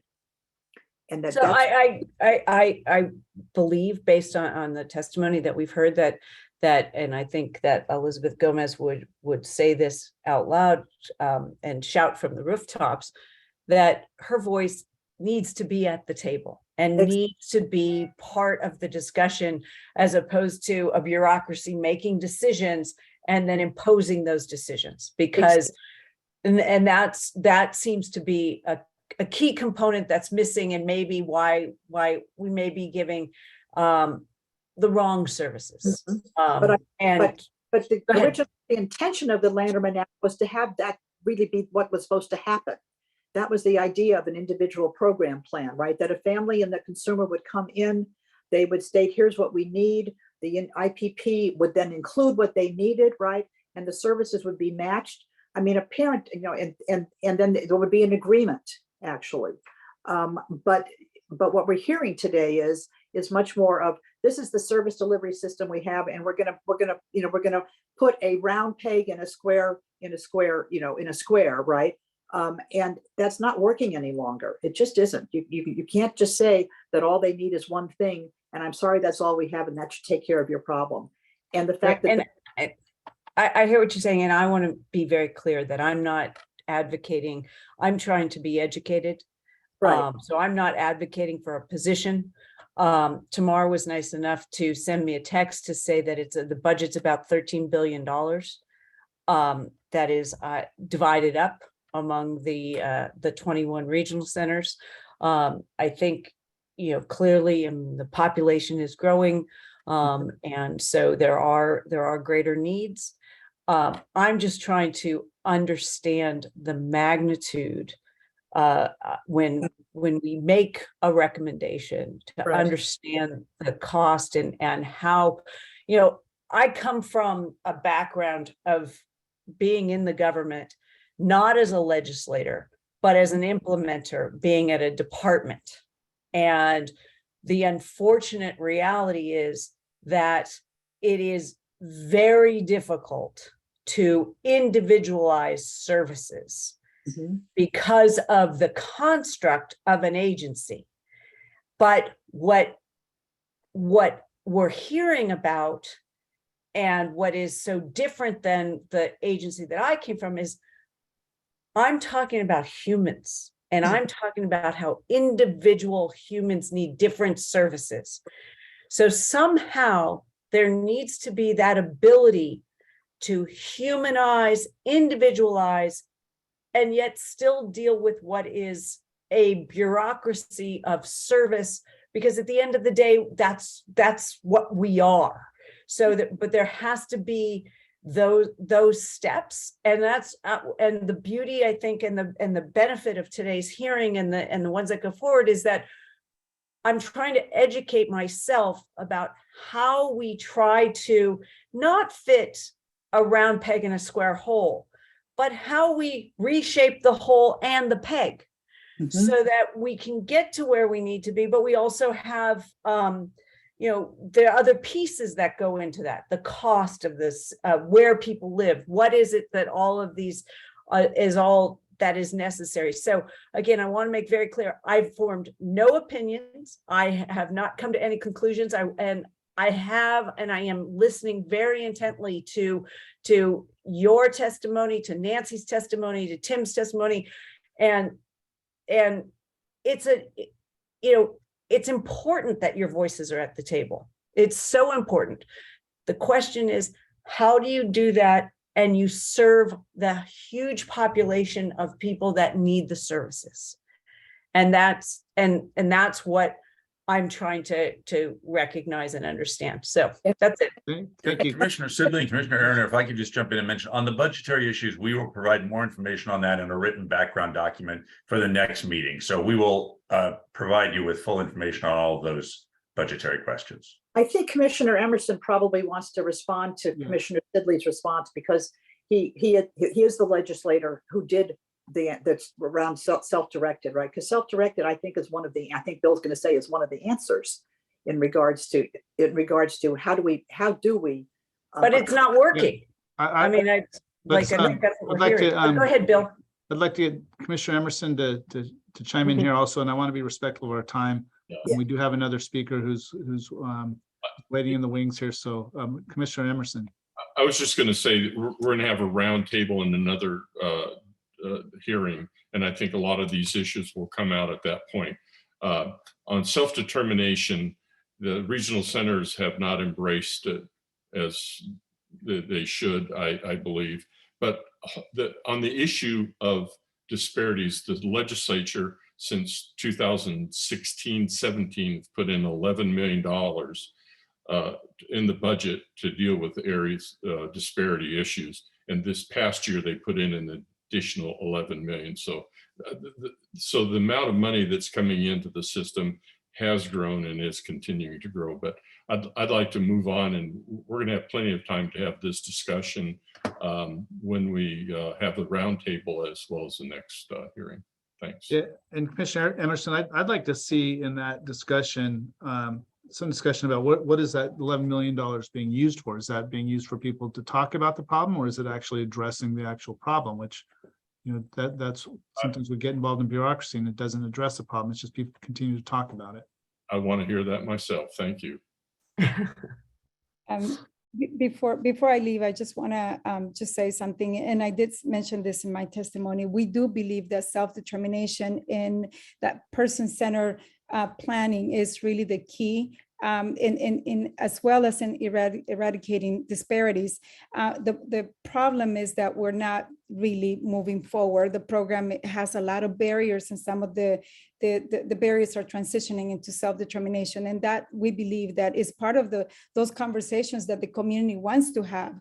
And then just to touch on a few things that you mentioned, I want to say that the families that we help have 0 to no POS. So those families are struggling, and a lot of the times we do need to let the regional centers know how can they help them. Majority of them choose to keep their children at home, right? And because of that, they need to be able to have services that are adequate for them to be able to do that. So I just want to say that, because it is important for me to share that our perspective in what I was sharing is from a whole different side of we have families who are not getting any services, and when they come and request them, all they hear is denials and barriers, and that's a terrible problem. So we have to deal with that.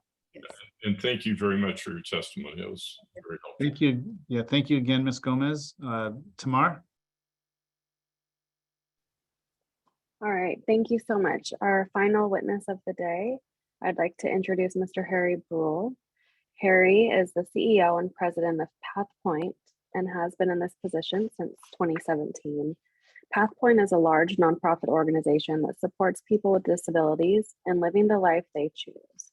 Previously, he has had extensive leadership experience in the nonprofit sector. Welcome.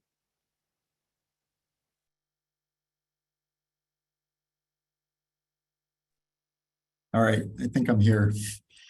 Hello, and thanks for the opportunity to provide testimony today. And I also want to thank the 4 witnesses who came before me who had really courageous and meaningful remarks. I represent PathPoint, as Tamar mentioned, that we support 2,400 people with IDD and also living with behavioral health diagnoses to live the life of their choosing. And I am relatively new. I came in 2017 after I lost my daughter to a mental health condition. My experience in California, and this served to a question Commissioner Sidley asked earlier, has been that the leaders and workers that I've partnered with in the system at DDS and regional center and providers are hardworking, passionate, and really care deeply about the people that they support. And I just say DDS in particular has really engaged in a partnership with us to try to work through the multitude of issues that have come, especially in the last few years with COVID. I am also really indebted to the individuals that PathPoint is honored to support, and that is, and their families. They're the reason that I'm here and that I do this work, and they're the ones who inspire me every day. So in that light, I want to share a few thoughts about the system. And rather than focusing on performance, I really want to focus my comments on systems and structures that create challenges to providing the high quality and equitable services that people deserve. So in my written testimony, I had 4 areas to talk about. The first is workforce, and really the immense workforce crisis that's impacting providers and its dramatic impact on the quality and availability of services. The second issue is payment structures on inadequate payment rates and the transition, which I think Will talked about earlier, and Commissioner Eriner talked about, from a compliance-based system to an outcome or value-based system. Third, regulations and flexibilities. And there's been a lot of conversation about this today, how we really have an outdated structure and very old regulations that limit the ability of the system to deliver services in a flexible, person-centered way in our modern environment. And lastly, and a little bit to the questions that Commissioner Sidley asked, but on sustainability of the system, the growth has been rapid in terms of people entering and finances, but there are ways to make it more sustainable that would also, at the same time, bring more independence and choice for individuals. So going up to kind of the first area to dive in a little more on the workforce issue, we had a provider survey earlier this year that found that 1 in 5 workers are gone from providers, which would mean that if we were operating at the same level, we couldn't serve 75,000 people in the system right now. The reality on the ground is we are serving those 75,000 people, we're just giving them less service.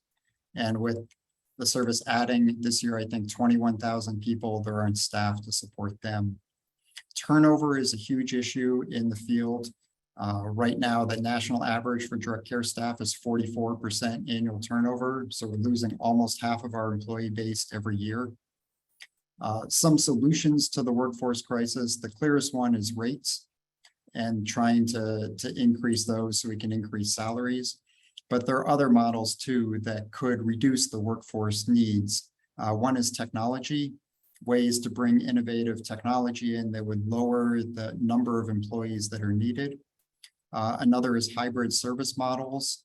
And this is sort of where that last conversation was going. I think a little bit of a round peg in a square hole, or maybe I got that mixed up, square peg in a round hole. But the fact that there can be person-centered choice and move to more of individualized focused services rather than kind of the medical model of strict boxes that people have to go into. And then innovative payment models, I think, can also help with the workforce crisis. The second area on payment structures, the payment rates, and this is a decades old problem, have not kept up with inflation and have not kept up with minimum wage. And so they've fallen so far behind that even the significant investment that the legislature put in, thank you, Senator Nelson, last year, has not been enough to get us anywhere close to the historic trend. And so that's something that needs to be addressed. And the rates also need to be indexed to inflation, or we're going to keep going into this problem. And it goes to the discussion earlier today about entitlement. It's not really an entitlement if there's not money in the system to pay to have enough providers and providers to have enough staff to deliver services. There's been a move to have the rate structure fixed with the rate models.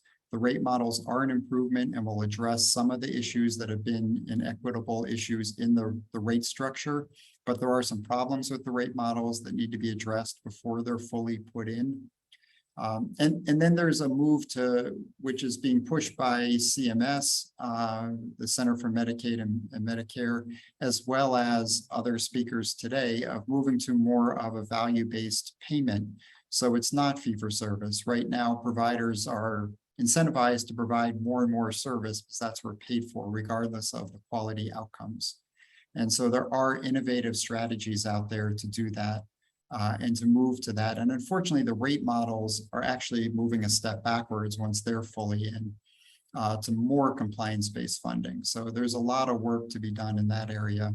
And then finally, in that section, there is a quality incentive program that was put in place in the last couple of years by the legislature. It was one of these last minute kind of additions to the rate model implementation, and has some pretty big structural challenges with it that need to be addressed. Question I see coming in.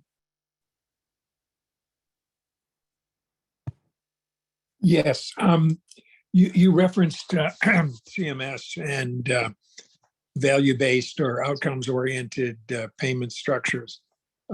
Just put a pin in the reality that in the medical field, which is roughly similar, reforms, well-intended reforms, have often produced other different problems. And I would just hope that in looking at this, and this is a challenge as much for the Little Hoover Commission staff as it is for the commissioners, that we make sure that we don't go down the road of assuming that there's some magic elixir in the incantation around value-based payment, because it does not work that way. When Medicare moved away from fee-for-service in an attempt to achieve outcomes-based payment schemes, we ended up with Medicare Advantage, which is now 50% of healthcare. And as we've seen in the New York Times just this week, that program has its own set of problems. And so the devil is going to be a lot in the details, and we need to learn as much as we can from the past precedents of reform. So one of my requests of the staff is to look at how other states have done in the developmental disability field, particularly on jobs and employment, and also what the crossover learnings have been as seen by experts in academia on the payments system reform, before we go too far down a rat hole of trying to solve one problem with a reform we don't fully understand, which may create other problems. Yeah, I really appreciate that comment. I think you're spot on, and it really needs that kind of level of review and exploration to figure out what's out. And I would say I've heard that Tennessee has made a lot of progress in this area. So tomorrow, that's one place to look. And on the employment side, I would look particularly at Oregon.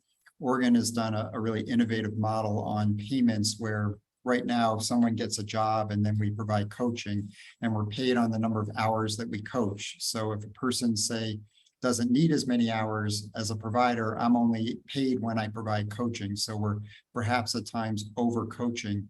What Oregon did is has a payment for the hours that the individual works rather than the hours that they're coached. So for a provider like me, it incentivizes me to provide less coaching, to help them find natural supports, to encourage them to work more hours, to make sure they're in a job they really love, because then they'll stay longer and work more and do better.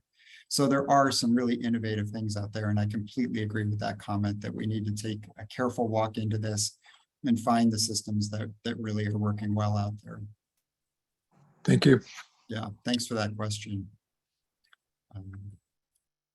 Move on to the third area here on regulations and flexibilities. The main regulations that guide the DD system is Title 17 that was written before not only the internet age, but also before the computer age.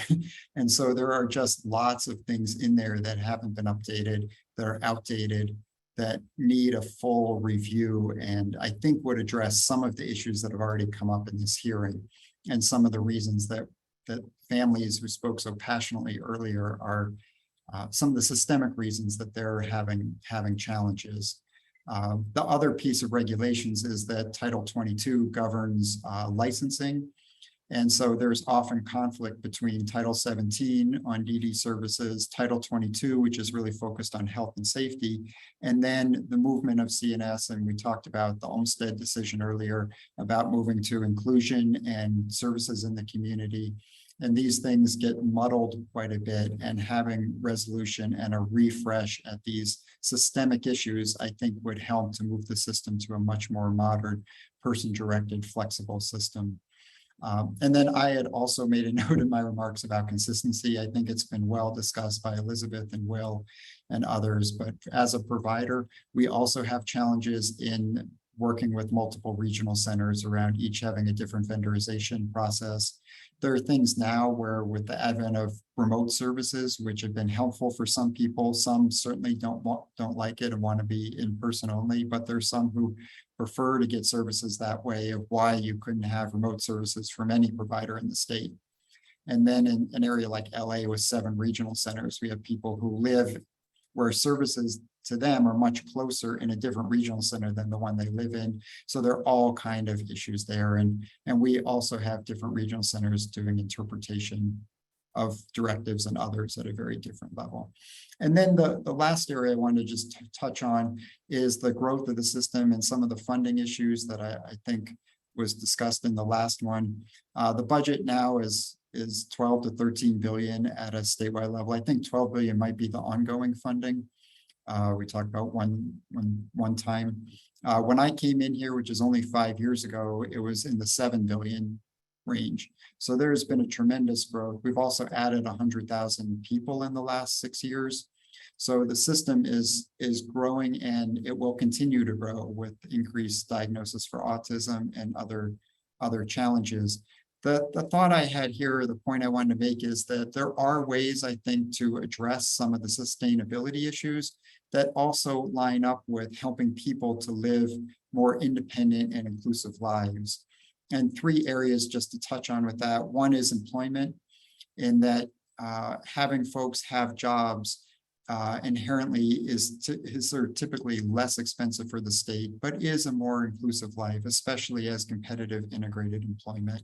And with the end of sub-minimum wage, we have a lot of opportunity to support people going into competitive integrated employment, especially in this environment where those of us who are employers have a hard time finding employees. So it's a unique opportunity to go there. The second, on independence, I think I put in my comments that 6% of the 400,000 people in the system live in ICFs, but those are 30% of the budget. And I think it's just natural that people who require more and more supports are some of the more expensive people in the system. And helping individuals to become more independent will also address costs, as well as typically is what someone often wants in their own life. I think it's what all of us want in our own lives, and certainly what our children want. And the last part is something that I think can help with both, but is really focusing on technology and technology first. A state like Ohio, if we're looking at other states, has said they are a technology first state, where they look at technology before they look at workforce. And there are all kinds of ways that technology can help to reduce workforce, but to help people become independent. Assistive technology and accessing data and making decisions about turning their own light off and turning the TV on and changing the channel. Wearable technology that helps perhaps in monitoring, so we can have fewer staff in residential overnight. Technology that helps individuals monitor behavior and work through that as bring things they carry around. So you could have less staff working with people, doing remote supports for someone working at a job, where they could have video supports instead of a staff member standing behind them. So there are all kinds of innovative and interesting things, and they're becoming more and more. And so there is a lot of opportunity there. So thank you for the chance to speak with you. Thank you. Is there any questions from commissioners? No, thank you very much. Very informative, very helpful.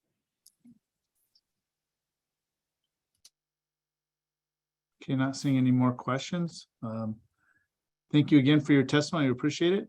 And like Great. I've said before, if you have anything else comes up, or if you have any other questions, we have questions of you, we'll be in contact through tomorrow, correct? Terrific. Thanks so much. Thank you. Thank you, Mr. Chairman. We can now, if I may, with the commission's permission, we may move on to the public comment portion of the agenda. I'll ask the staff to put up the instructions. If you are a member of the public who wishes to make public comment, please use the raised hand function in Zoom. I see that a number of people have already done that. Please use the raised hand function, or if you have phoned in, you may send an email immediately to littlehoover@lhc.ca.gov. That address is on your screen, but it's much preferable that you raise your hand in Zoom if that's possible for you to do. If you are called upon to make public comment, the commissioners will be able to hear you but not see you. And in keeping with the traditional rule of the commission, public comment is limited to 3 minutes per speaker. I would note that we have quite a number of members of the public joining this hearing, and so please try to stick strictly to that 3-minute limit in respect of all the others who may wish to make public comment. For this particular hearing, we also have our traditional limit of 30 minutes total for public comment. I realize we have many people online, and a number have already indicated they wish to make public comment. Let me just mention that we will have future meetings on this topic at which public comment will also be available. We will have, as Commissioner Emerson mentioned earlier, a roundtable discussion of these issues on October 27th, beginning at 1:30 p.m. For the commission's benefits, there is a business meeting that day beginning at noon to address other issues, but we will have a roundtable discussion of the Developmental Disabilities Developmental Disability System beginning at 1:30 on the 27th. There will be a public comment period at that meeting. We will also have another hearing on developmental disabilities on November the 10th, and there will be a public comment period at that meeting. So if you're not called upon today, if we hit the 30-minute limit, you may make public comment at a future meeting. You can also send us written submissions. You can send written material to that email I mentioned earlier, littlehoover@lhc.ca.gov. We will incorporate that into the commission's work and into this study. And we also, if you have signed up via Eventbrite for this meeting, we have captured your email and we will reach out to you with the option to send us written material. So if you're not able to make public comment at this hearing, there will be a number of other opportunities to make public comment orally or to communicate with the commission in writing. So with that, we'll go to public comment now and take as many commenters as we can in that 30-minute period. And I'll ask, we're going to take the commenters in the order in which they raise their hands on Zoom. So I'll ask Ashley to call upon the first person for public comment. Great. We're going to start with Amy Westling. And Ashley, I can barely hear you. I believe something Is this better? Yes, there we are. Okay. Sorry about that. With public comment, we're going to start with Amy Westling. Amy, I'm turning on your ability to talk.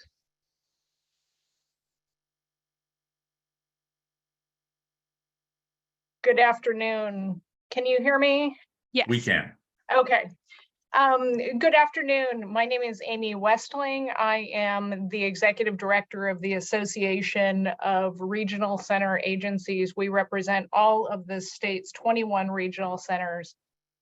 And first and foremost, I want to thank the Commission and your staff for providing the opportunity to explore how California's developmental services system can improve in order to better meet the needs of the 400,000 people with developmental disabilities and their families it supports. I think we heard some key messages today, and I want to touch on a few of those in the time that I am allotted. First, we heard that what people care most about is better outcomes. They care less about what's being purchased and more about the function and the impact that has on their real lives. The regional centers agree that the transition to focusing on the outcomes of our service delivery system rather than just on what we're purchasing is really important. Second, we heard that the system has become too compliance focused. We agree with this, and we want to get back to the roots of the service delivery system. Whether in the traditional or self-determination program system, relationships, trust, and respect are critical. And this is the reason that regional center and service provider employees do this critical but really challenging work. What has happened is that caseloads have grown. Appreciate Commissioner Ehrener's comments and explanation about why that has happened.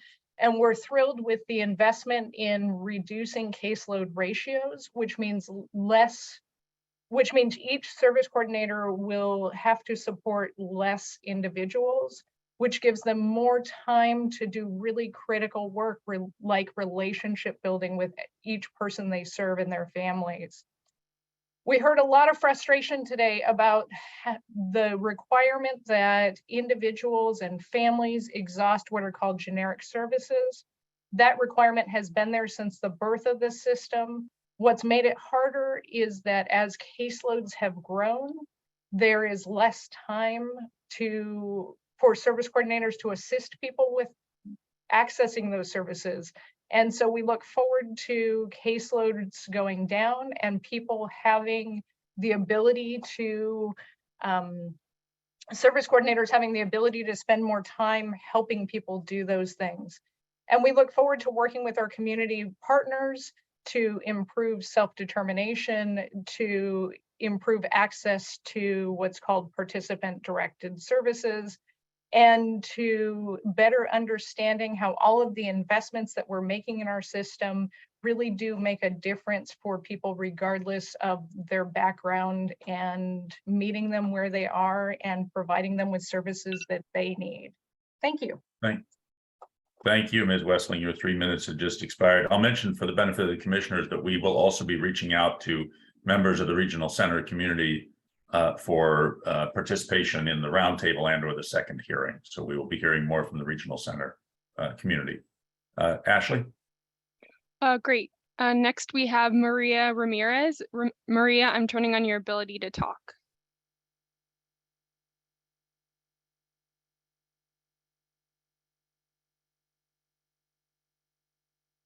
Maria, it looks like you're still on mute on your end.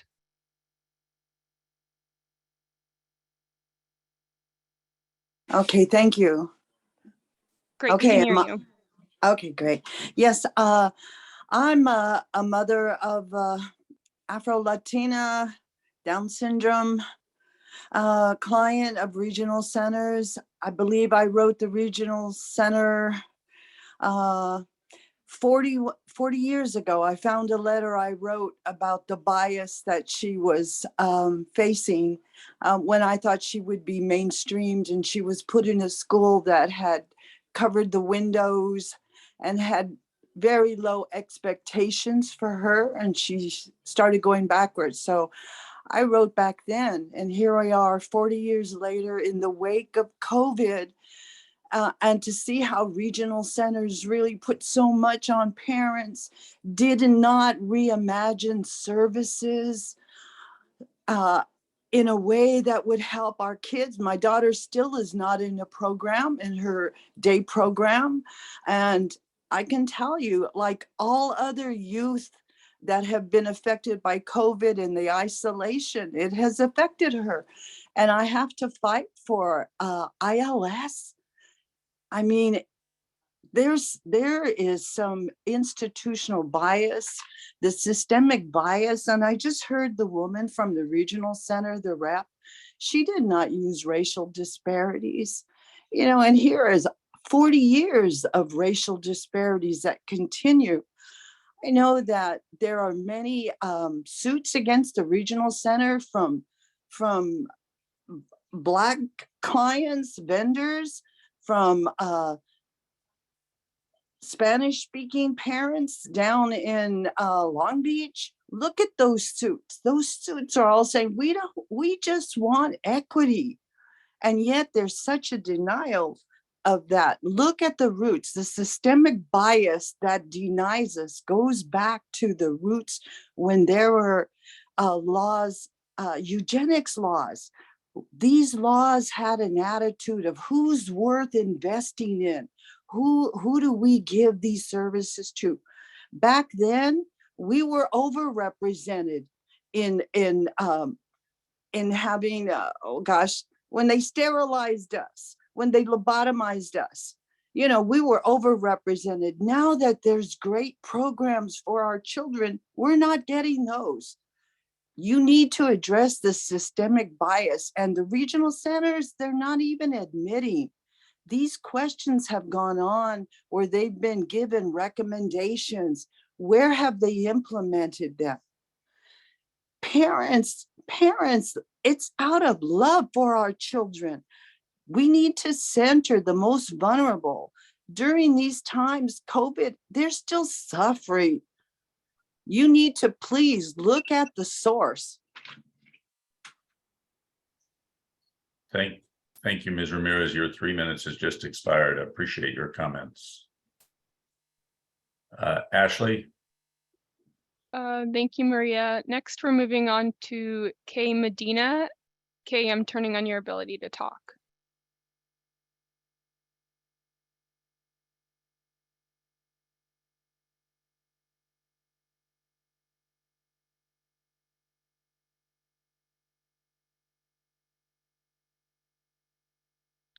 Okay, it looks like you're still unmuted on your end.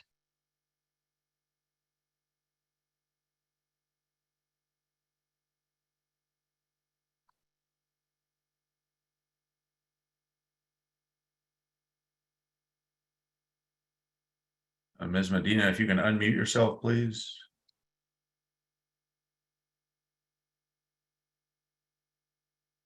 And if not, Ashley, I think we should go on to the next speaker in line, and then we can come back to Ms. Medina if we have time. Great, will do.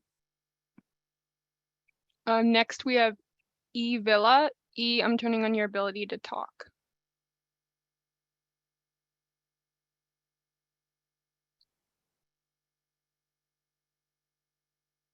Hi, my name is Emma Villa. I'm a parent of a child with autism. I have a master's degree in education and an administrative and teaching credential, which I cannot return to work to get gainful employment. So we went from a very comfortable living to poverty because my child was diagnosed with autism. I did, knowing early intervention, I did everything with the hope that I would go back to work and he would benefit. And I saw benefits. I saw him progress with the right services and the right supports. But when I went to regional center, I was told, no, no, no, no, no, for all the reasons that you've already heard and I won't go over. So I sought out every generic service I could find. It took all my time and energy. It was a full-time job.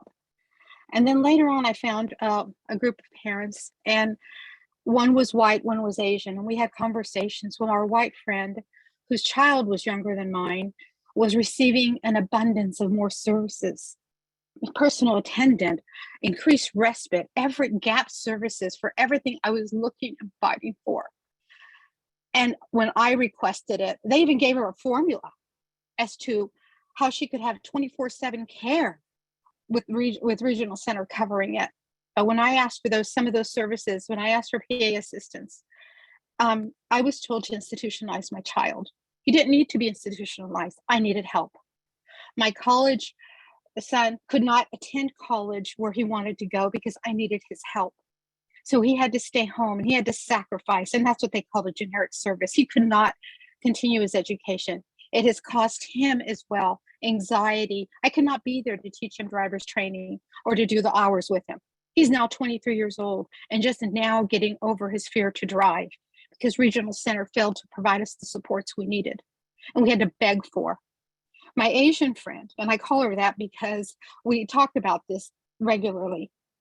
Her child was the most severe of all our children, had Angelman syndrome and autism and everything. And she got a toothbrush every year. That's all she got. We compared and communicated, and we realized that as the three of us were of different races, our white friend in the group got the most. I got more, and I fought for it, and the Asian parent got nothing. This ended up costing me my health, to the point where my health deteriorated so severely I could not even drive my child to his services.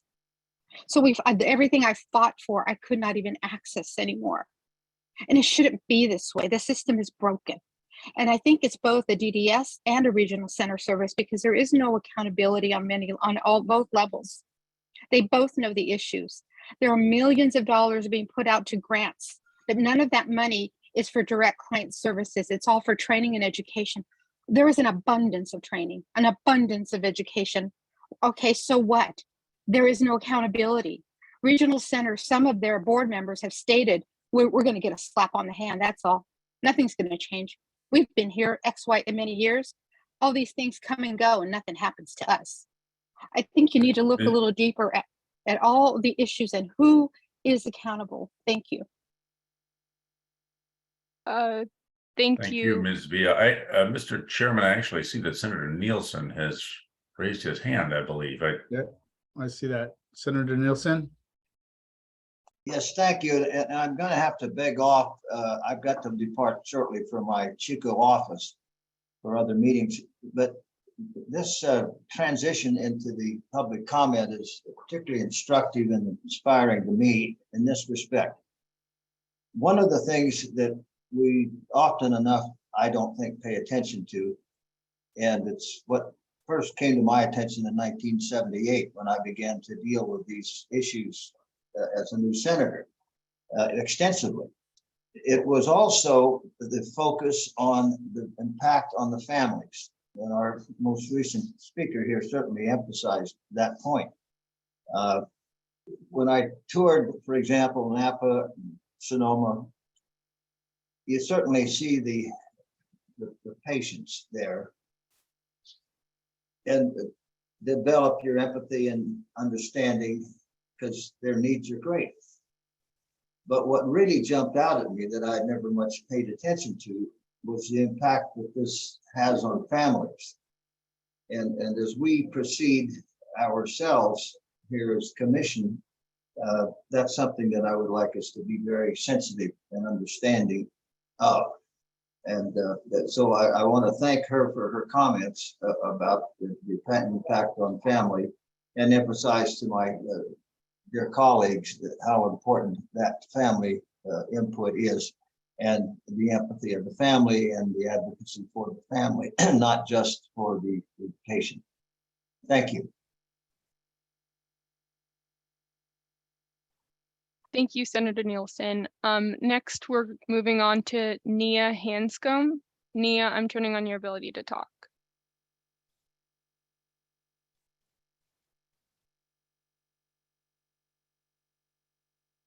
Hi, thank you all for the work that you're doing for us. I'm a 65-year-old single mom of a 21-year-old with severe autism, epilepsy, and apraxia, to name some the primary issues. And he's been a client of our regional center since he was 3.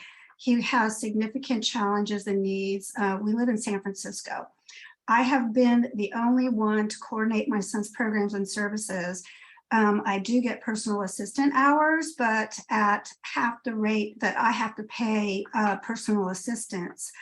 Our regional center has intentionally withheld information on service options, particularly now that he is an adult. His caseworker recently offered a day program, which I learned served people in wheelchairs and was not even operational due to the lack of a nurse. My son's person-centered plan that I created clearly shows how physically active he is and that he is able to attend many different community activities with qualified one-to-one support. His PCP, his personal centered plan, was completely disregarded. Our recent IPP report did not reflect the true discussion we had and did not list how the regional center could support him. It said I would continue providing all services, even though I was requesting supports that would be available or could be available.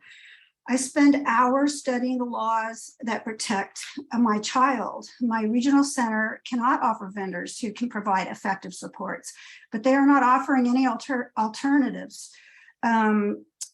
SDP can't work for us because of the low rate paid by the FMS for staffing here in San Francisco. And I've been handling all of that myself. I know that there are options, but none are offered or revealed. it is painfully obvious how out of compliance our regional center is. And I think the solution to my issue would be to vendor me at current vendor rates for all the services that I coordinate and I've always coordinated. And I've done an impeccable job that, you know, I have been able to do for my son. But my regional center is resisting. And thank you so much. Thank you, Nia. Next, we're moving on to Lulu. Lulu, I'm turning on your ability to talk. Buenas tardes. Mi comentario es acerca de la problemática que está habiendo en todos los sistemas para accesar a la comunicación. Una de las principales barreras que tenemos es el lenguaje. Lamentamos su respuesta sobre esta reunión debido a que nos contestaron que no tienen dinero para pagar un traductor para que pudiéramos todas las personas que estamos aquí y todas las que salieron el día de hoy de esta reunión debido a que no había un traductor. Esto es así en todos los sistemas. Esto dificulta grandemente el poder obtener los servicios para nuestros hijos debido a que no podemos entender. La otra dificultad muy grande que hay es que no se ha dedicado un presupuesto para traducir la ley Lanterman, la cual no hemos podido leer para poder entender los derechos de nuestros hijos. Esperemos que en las siguientes reuniones quieran platicar con nosotros y tengan abierta la comunicación de manera que podamos entenderlos con un traductor. En el Centro Regional de Orange especialmente nos encontramos con muchísimas barreras.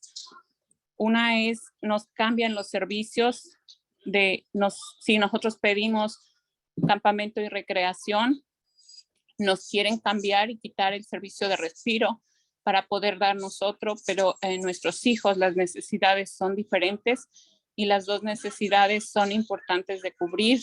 El Centro Regional de Orange hace pólizas que no incluyen la ley Lanterman, que no dan manera de accesar. Los coordinadores hablan el mismo idioma, negando todos los servicios. Hablo en mi nombre y en el de la comunidad, ya que soy una madre que también aboga por las familias. Gracias por permitirme hacer este comentario. Thank you, and I might mention for the benefit of the commissioners, since we have recorded this hearing, we will provide a written translation of the last speaker's remarks for those commissioners who do not speak Spanish. So we will produce a written translation when we can. Ashley? Great. Next, we're moving on to Lourdes Gomez. Lourdes, I'm turning on your ability to talk. Hi, good afternoon. I'm Lourdes Gomez. I just want to let you know the numbers of my regional center. I am a parent of a young adult who, for years, many years, the option of institutionalizing him because of mental health was put on the table many times. And it turns out he was just simply not diagnosed with autism. We waited until he was 15 years old to find that that was the reason and the cause of all the behaviors.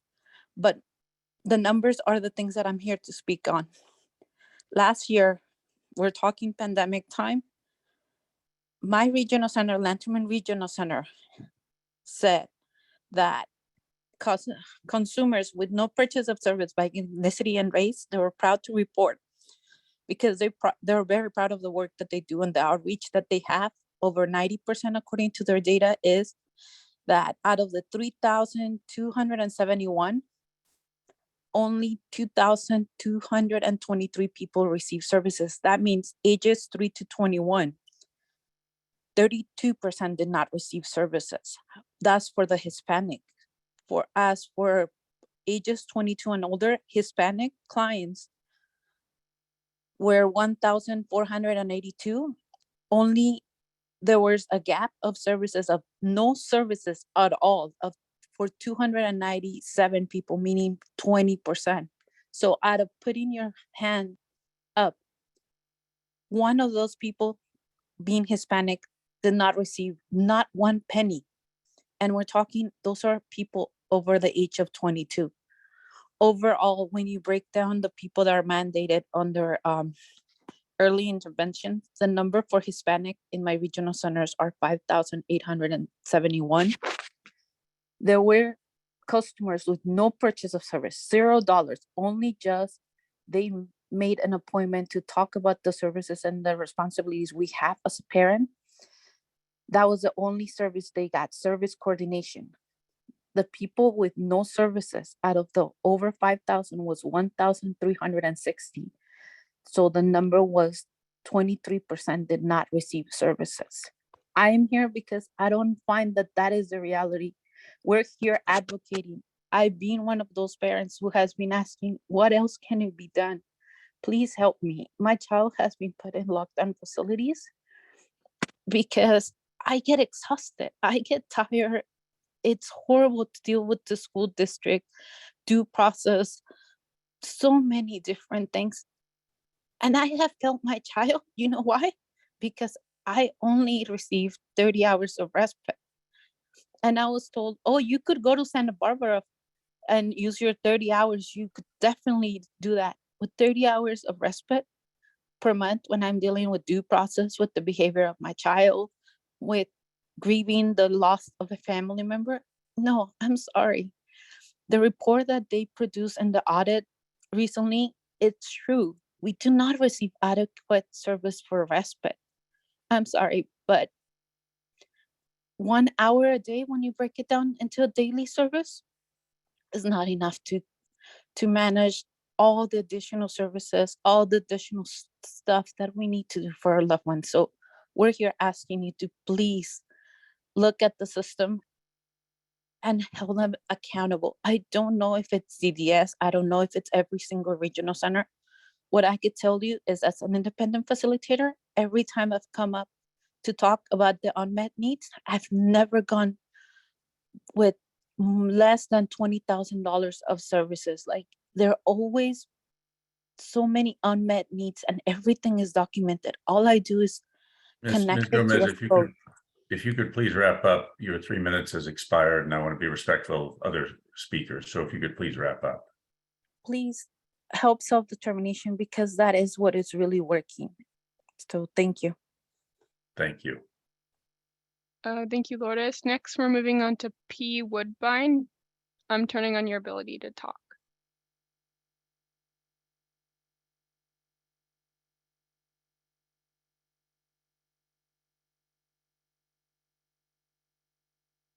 Yes, thank you for the opportunity. I think my comments have been covered basically by Maria and Amy, and certainly the disparity that exists as it relates to African-American families and the services that is due to them. I think the continued ability to really assess and look at quality outcomes and really making sure that access is available to the individuals across our spectrum is most important. And that's basically what I wanted to mention. So thanks.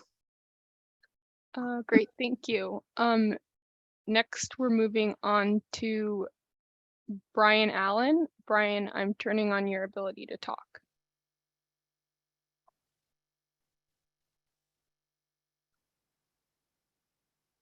Good afternoon, ladies and gentlemen. I'm a parent of 2 disabled children that live with me, and I'm also an educational advocate on behalf of regional center families. There's a lot of disparity with all colors with respect to Caucasian, African American, and Hispanic. There's a lot of inadequate services provided by regional center. Their inexcusable statements of understaff is a big issue with regional centers, all 21. SDP transition has taken way too long after families participate in SDP orientation. I have a few families that have been waiting almost over 2 years to transition to SDP. This is wrong. Department of Developmental Services has inappropriate oversight. That is why there is a state audit on DDS that is still ongoing. Regional center is a broken system. It's not a trusted system. I have to tape record IPPs because I don't trust them. I don't trust the CSC coordinators. I don't trust regional centers. Regional center is a broken system. The fair hearings, they're supposed to change effective January 2023 per SB 1092 because the fair hearings and disputes of regional centers are biased. Your ALJs are biased. It's unfair to parents. And the fiscal year, there is a motive. Money is not being properly funneled down to regional centers. That is the motive. It's a broken system.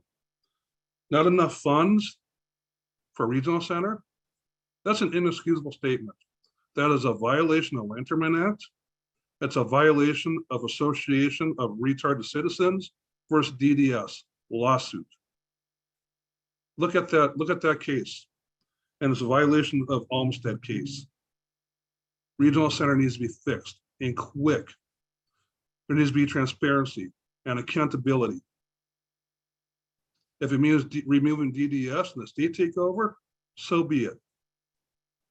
I'm a taxpayer, I'm an educational advocate, and I'm a parent. I will continue to rock the boat until this is fixed. Thank you. Thank you. Thank you, Brian.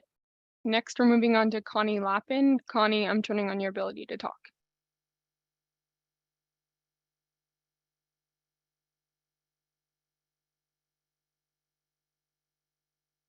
It's not it's not me, it's my husband. We're a Right, team. we're a team. It's Harvey. Yeah.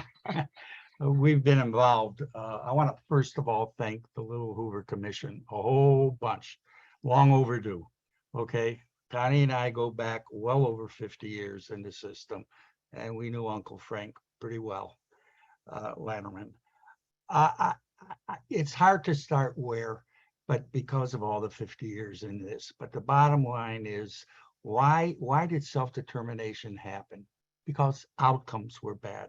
It actually started in the 1980s at the University of New Hampshire. We've turned over a lot of documentation to Tamar. I would say this to you, someone who's working about talking about individual program for people, that is a person-centered plan. That's why I'm an advocate on this disparity. Self-determination, you have to have a person-centered plan, and you have to have a budget. What's happening is if people are able to get into it, they would have that helping them tremendously.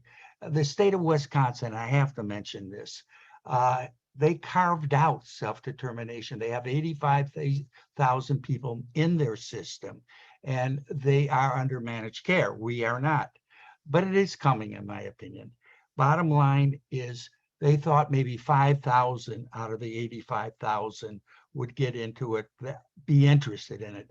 In 3 years, they got 25,000 in. Out here, in 3 years, we're under 2,000. Why? It's because the lack of direction and the resistance to it.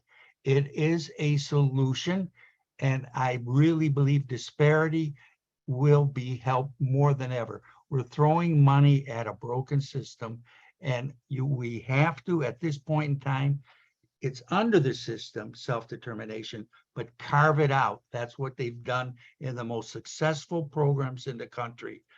I know a whole bunch about this because I did work with Bill. And the bottom line is it's a solution that will work.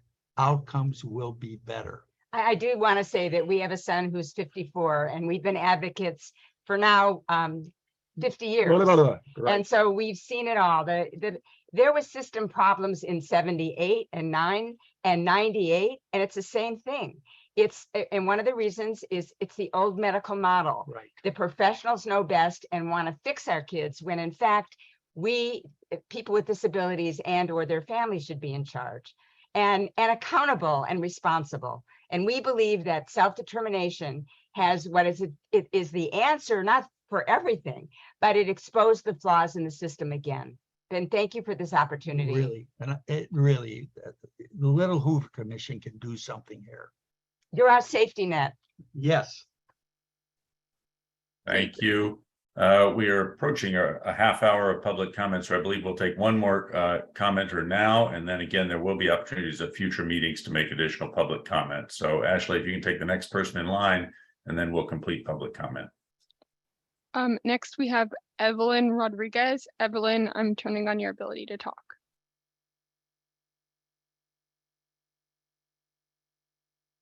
Good afternoon. My name is Evelyn Rodriguez. I am a mother of an autistic child and client for Orange County Regional Center. My testimony today is of a parent, community member, and director of a Latino support group. Each service that my son has in his IPP, I have to go to a hearing to win. The regional center has the mentality to give service depending on age. That's not correct. The Lenterman Act talk about needs. In Orange County, the policies are writing badly. In Orange County, they put their policies about the DDS directive and about the Lenterman law. Families spend a lot of time trying to be able to advocate for the service of our children, time in meetings and hearing process. Our mental and physical health ends up affected. There are 21 regional centers, so there are 21 different ways to provide service and interpret the Lenterman law. Please, if it can be considered in your budget to provide a Spanish translator for this meeting, every decision about our loved one should be discussed with our participation and observation. Thank you very much. Thank you, Ms. Rodriguez. Again, we've now had a little more than our 30 minutes of public comment, which was our time limit today. For those members of the public who were not able to make public comment today, let me mention again that we have at least two additional meetings on this topic. One on October 27th, beginning at 1:30 p.m. There will be a public comment period at that meeting, and one on November 10th, beginning at noon. There will be a public comment period at that meeting. If you wish to be kept informed of the commission's schedule and the dates of those meetings, please go to our website, lhc.ca.gov, and sign up for our email list, and you'll receive notifications of all of our meetings. So there will be public comment periods at those two additional meetings. Also, you may submit written public comment to littlehoover@lhc.ca.gov. And if you've signed up via the Eventbrite for this meeting, we will reach out to you and give you the opportunity to send us written comment as well. Mr. Chairman, I believe that concludes today's agenda. I would mention for the benefit of the commission that on the 27th, as I mentioned previously, we will have a business meeting at noon on October 27th. That will be to consider adoption of the draft report on equitable economic development, which has now been approved by the subcommittee and will be provided to the full commission very soon. And we will consider that report and other business matters at noon on the 27th. After that business meeting, we'll have the roundtable discussion of developmental disabilities for those commissioners who are able to attend, beginning at 1:30. And then on November 10th at noon, another public hearing on the developmental disability system. So, Mr. Chairman, I'll turn it back to you. That concludes our agenda. Great. Well, thank you very much, Ethan, and thank you to all our participants who testified today, as well as thank you to staff for your hard work on this topic. All the information we had was great to prepare us for this, so really appreciate that. Thank you, Tamar, the rest of staff. If there's nothing more for us to discuss, I think we can be adjourned. Thank you. Okay.